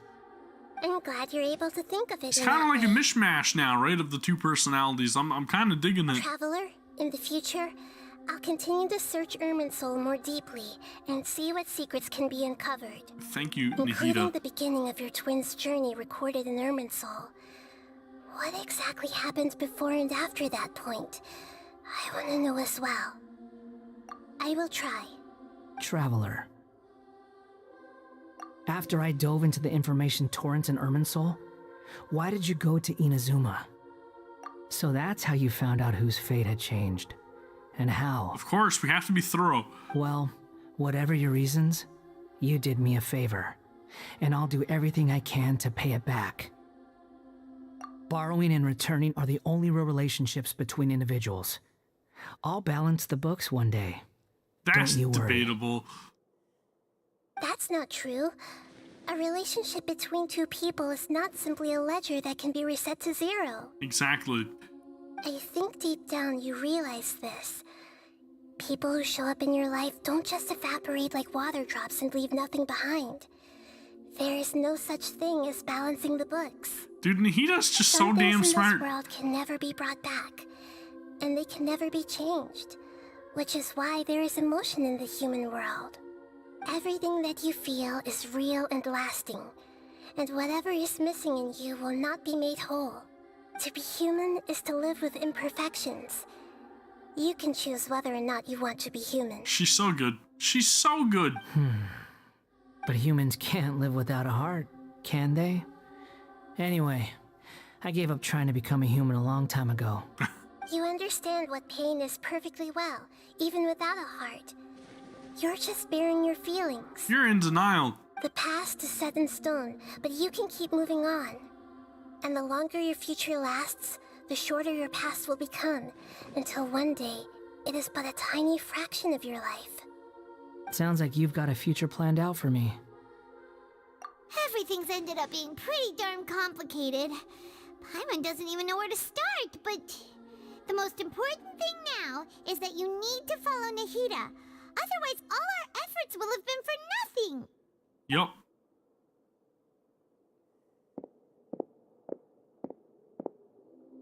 It's like, peace, I'm out of here.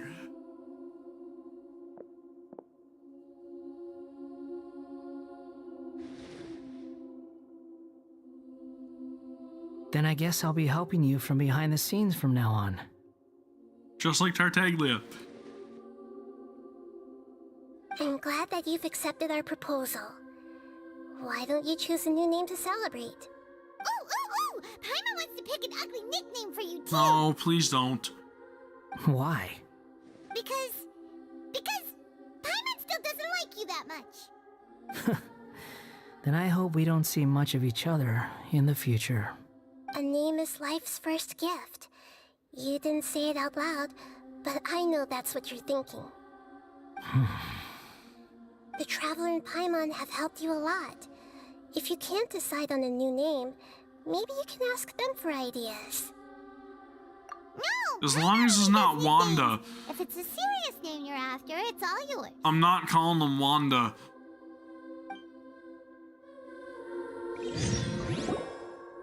Have you got anything?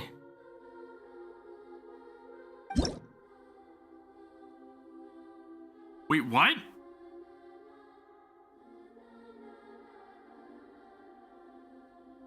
We actually get to name him?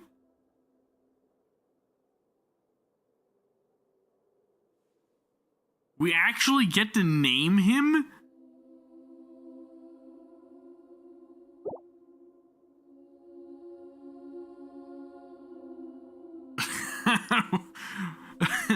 We actually get to name him?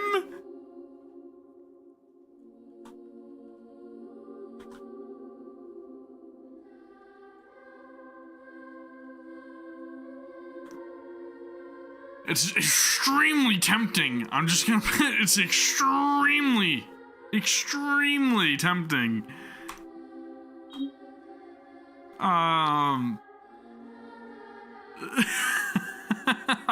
It's extremely tempting. Man, I don't know. What why are you doing this to me? Shit, man.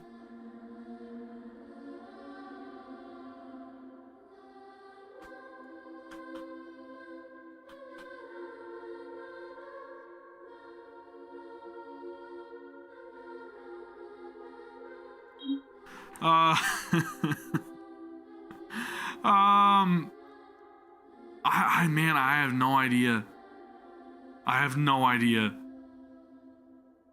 Like, I'm so tempted to just call him Scaramouche because that, you know what I mean? It's what I'm used to calling him. I'm used to calling him Scaramouche. I don't want to call him Wanderer. I honestly try Scaramouche. Am I not allowed to call him certain things?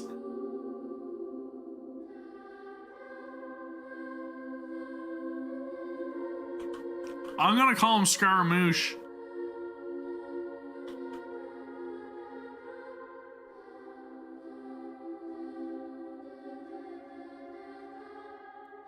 Isn't that that's what they referred to him before, right? Yeah, the Iridori Festival. Yeah, that's right.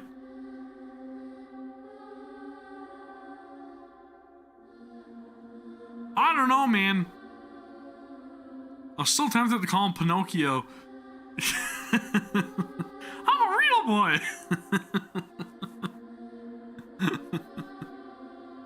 It just reminds me of Pinocchio. But I don't know. I gotta stick with Scaramouche. I kind of got to. I'm gonna call them Primo Gems. Yeah.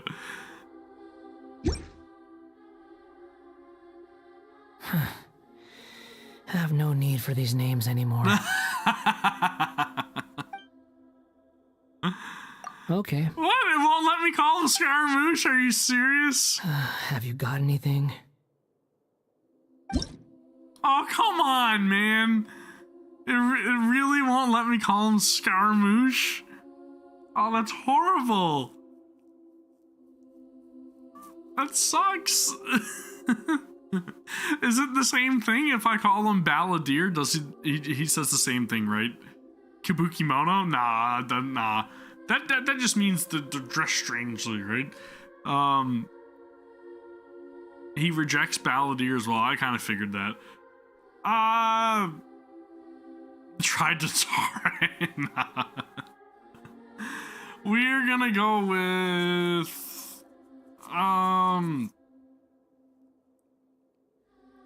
what do I call him? Shit, man. Pretty much everything's tied to the song Bohemian Rhapsody, though, right? Trilumine.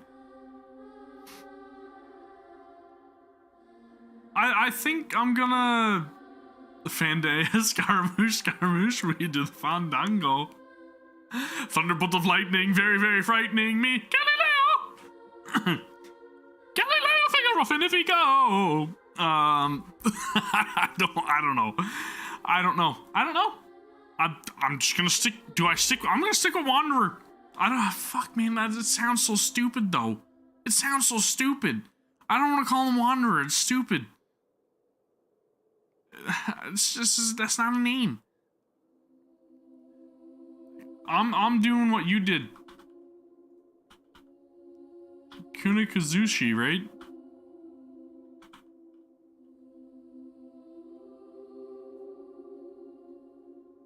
That's what it is, right?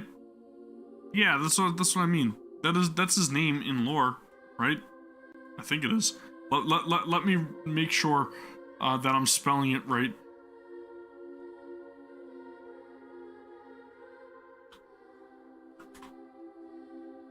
Yeah, right, exactly. So, this is who he is. This is his name now. I think we're just gonna go with that. He's got a lot of nicknames, though, doesn't he? I don't know. I'm sticking with it. That's his name. It'll let you change his name in a limited number of times? Okay, well, that's not bad. This is his name. I have no need for these names anymore. Okay. What? Have you got anything? Starting to piss me off. I'm just gonna call you Pinocchio.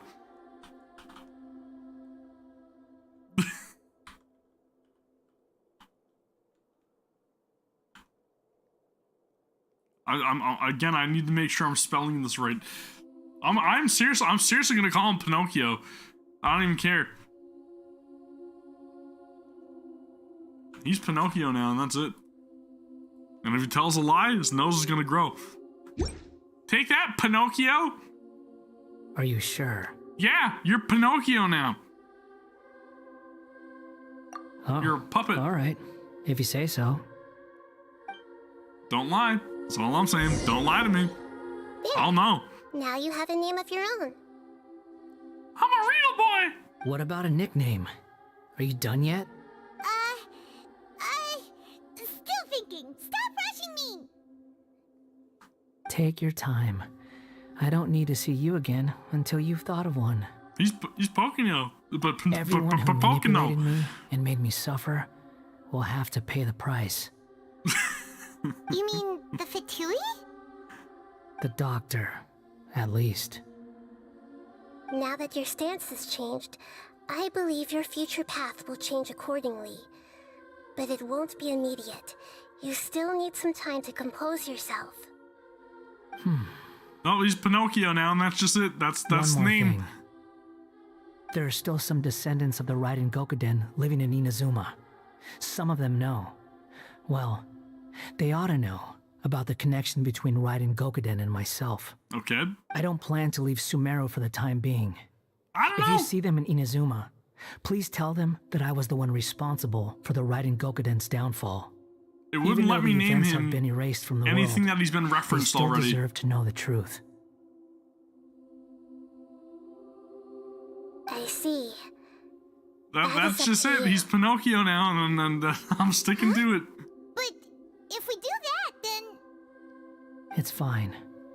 Let them stab their blades into my chest if they so desire. Maybe that's how it always should have been. Well, you're made of wood, so it's not gonna harm you, bud. No nonsense. I like it.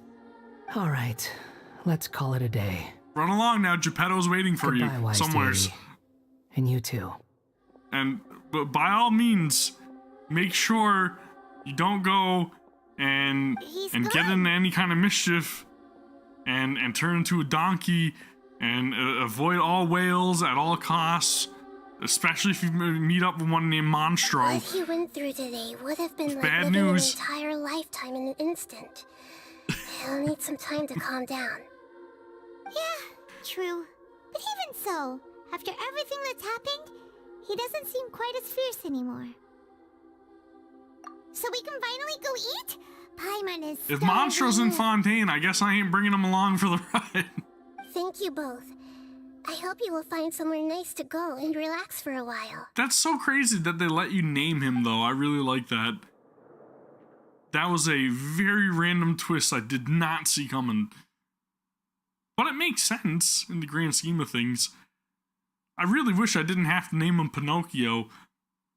And one may argue that I didn't, but I think I kind of had to name him Pinocchio. Makes the most sense to me. I've got it! I can end my novel with some words from Mikoshi Nagamasa. You mean because everyone else in the story is dead? I don't know if I'll think of a better name. I think it's a pretty fitting name. Nagamasa died at a ripe old age. He's the perfect fit to be the narrator of the epilogue. The dark clouds had dissipated, but they continued to cast their shadow in Mikoshi Nagamasa's mind for decades to come. Cool, man. Then, one night, as an old man, he had a dream. On the night when that prized blade, the Tatara Nagamasa, was forged, the people rejoiced, and there was painting, dancing, and drinking. All these expressions of joy melted down in the furnace fire and turned into red clouds that rallied around the final sunrise that Mikoshi Nagamasa saw in his lifetime. Life is a story too long to be told, a journey that you must walk to behold. I'm gonna laugh every single time I see his name. I'm not gonna be able to help it. It's so damn fitting, though. It's so damn fitting. He just wants to be a real boy. That's it. That's all he wants.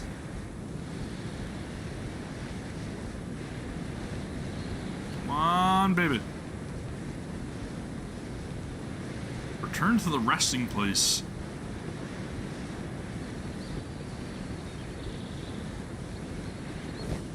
This is the final part right now?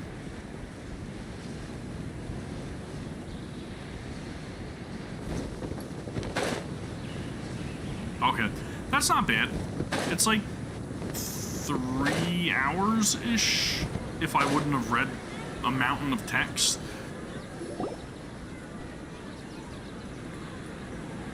Whew, it's about time we had a break. As soon as you stop, all the tiredness and hunger comes rushing back. Man, the poppin' is like crazy right now. Wow, great! Huh? Look at that vase. Oh, the one that Paimon smashed? Did someone break it while they were cleaning the room or something? Like, Paimon doesn't remember there being a cleaner. Weren't we in a dream when that happened?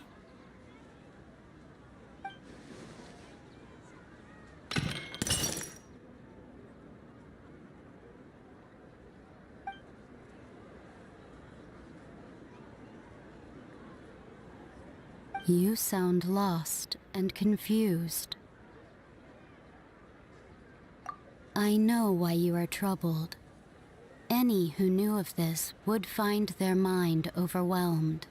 Who is this? Huh? Is there someone here talking to us? Unfortunately, the fate of Tevat cannot easily be changed. Perhaps a god may have a slim chance, but for anyone else, who can say? When a small animal runs into a tree trunk, though the tree may sway, it is not displaced. The same is true of fate.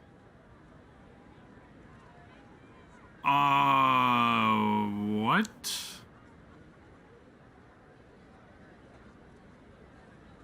Like a vase that falls to the ground. Whether it is broken by a cat or by a bird, the result is still a broken vase, is it not? Who are you? How do you know about all this? History does not change easily, but human hearts can. Believe your own eyes. Only that which you see is true. What is unseen is but an illusion. What a very alluring voice.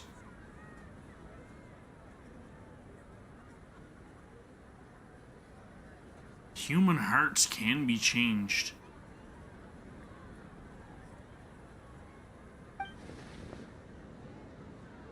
The voice has disappeared.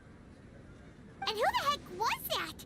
And what were they doing coming out of nowhere and saying all that scary stuff?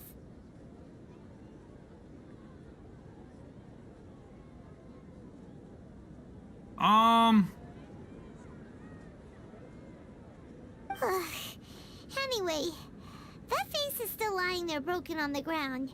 Should Paimon go get someone to clean it up? Yeah, I'm guessing that's probably the Hydro Archon. Feels that's wrong my just guess. leaving it there. Just a moment. Paimon will be right back. My guess is the Hydro Archon.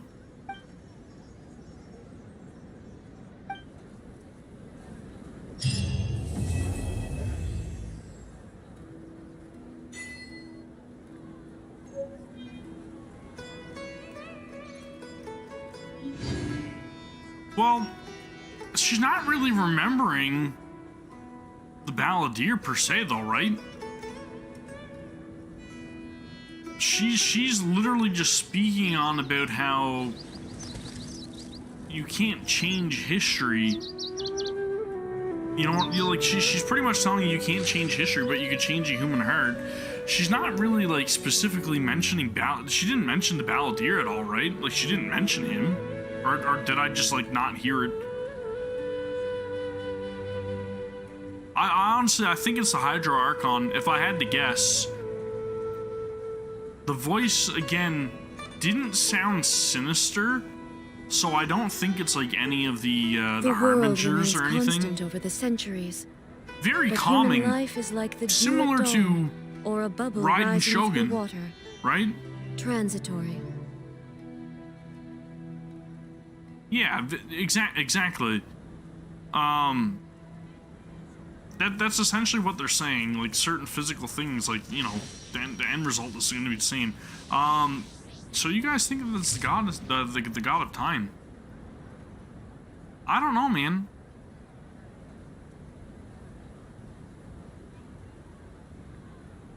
I'm gonna hold on to thinking that it's.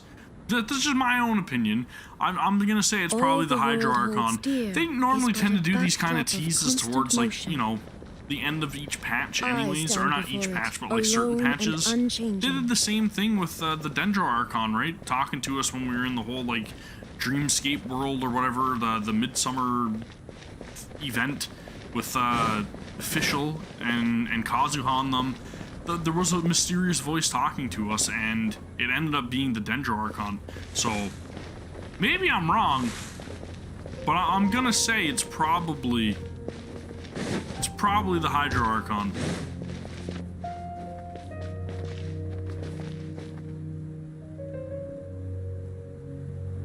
Yeah, true. That's what I'm thinking. I'm thinking as well. To me, it just doesn't make sense. I don't know. I don't think any of it makes sense. It could be. It could be a little bit too early for the Hydro Archon. But we already know that the Hydro Archon is a female character, right? True. That being said, I'm guessing that's the end of the Archon quest, right? I've got some wishes saved up.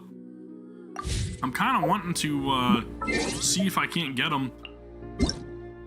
I would like to get myself a copy of our good friend Pinocchio.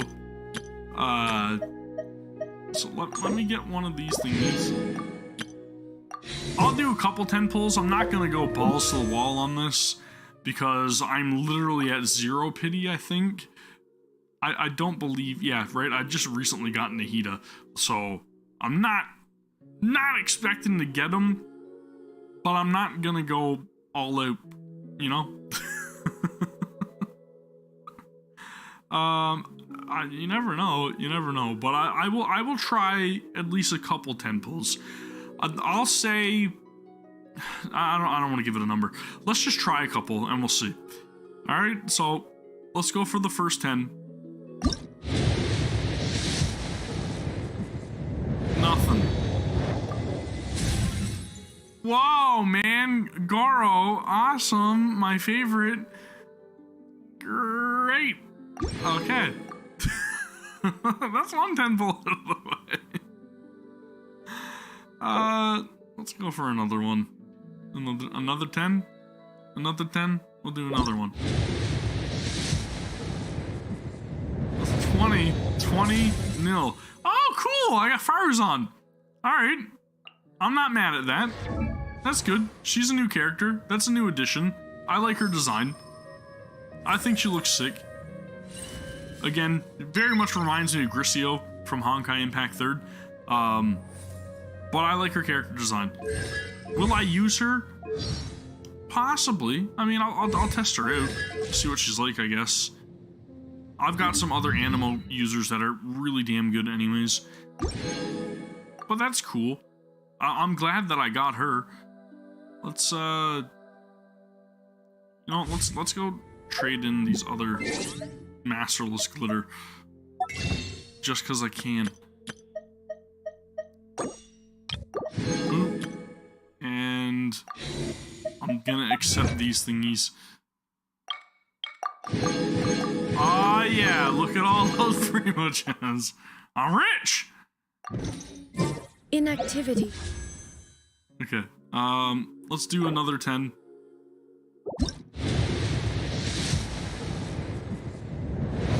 That's 30 pulls. Oh, yay, stringless. Yeah, baby. Stringless. My favorite. So that's 30 pulls. Let's do 40. 40 pulls. Rip. Oh, another Faruzan. There we go. Cool, man. Yup. Good old Faruzan. Whatsoever. At least I got a consolation for it. That's decent, I guess. That was 40 pulls. I'll do 50 for now. I'll do 50. I think I'm gonna call it at 50.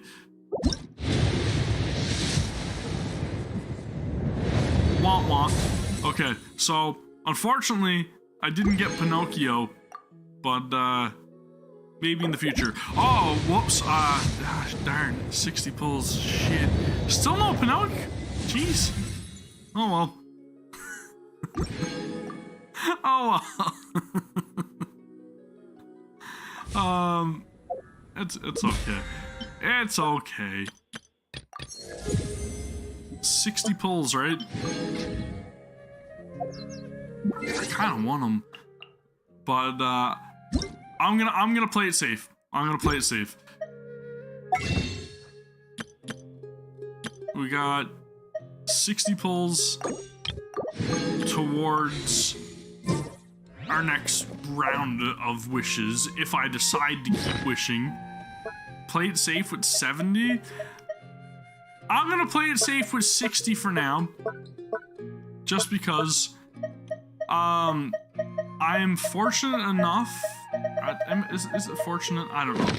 Well, I'm kind of fortunate enough dear is but a in my 50-50s to not have gotten a single. Wait, where's my list? I have not gotten a single Chi-Chi. I have not gotten Chi-Chi yet. So I'm gonna play it safe and stay at 60. I'm gonna play it safe and stay at 60 for now. Because we still haven't, like, I don't know if you guys noticed or not. We haven't gotten any drip marketing, at least from what I know. We haven't gotten any drip marketing at all for, like, what the upcoming characters may be in 3.4. So I don't really know if I want to jump the gun and keep pulling and then pull him and then, you know, or not pull him and ruin my 50-50. That would kind of suck. But I kind of really want Dea and I really want Alhaitham. But I also kind of really want Wanderer because I want to have all of the Harbingers if they become available, or at least all of the available Harbingers. And I also want all of the Archons on my account. So it's kind of hard to say what I want to do, but I think I'm just going to leave it at that for now. And if I get the urge to pull it later or whatever, and if I do get Wanderer at some point in time, then I'll post about it on here on YouTube in the community tab or on Twitter or something. But I think that's gonna do it for me, man, for tonight. It was a pretty damn good quest, I must say. I got a lot of thoughts, I got a lot of theories, and I'm enjoying it. But it is currently like 1 hour past when I normally go to bed because I have to work tomorrow. So I'm gonna probably call it here for tonight. I'm gonna go and play some Nikkei before I end up going to sleep because the new patch just came out for that, and I really want to pull on the new Christmas Rupee. She looks really damn cool. I heard she's really good in battle too, but I think I'm gonna go play some Nikkei and then fall asleep. And I'll be back for another stream at some point in time in the near future, so make sure you guys subscribe to the channel if you're not already and hit the bell icon if you're watching after the fact, all that good stuff. Don't forget to give the video a thumbs up, really appreciate it. But yeah, we'll be back for some more Genshin stuff for Honkai Impact and then other games in the future. Thanks very much for hanging out with everybody that's here right now. Appreciate you. And yeah, man, I am happy to be back. Have a good one, guys. I will see you all for the next one. Take care. Peace. The world remains constant over the centuries, but human life is like the dew at dawn, or a bubble rising through water. Transitory.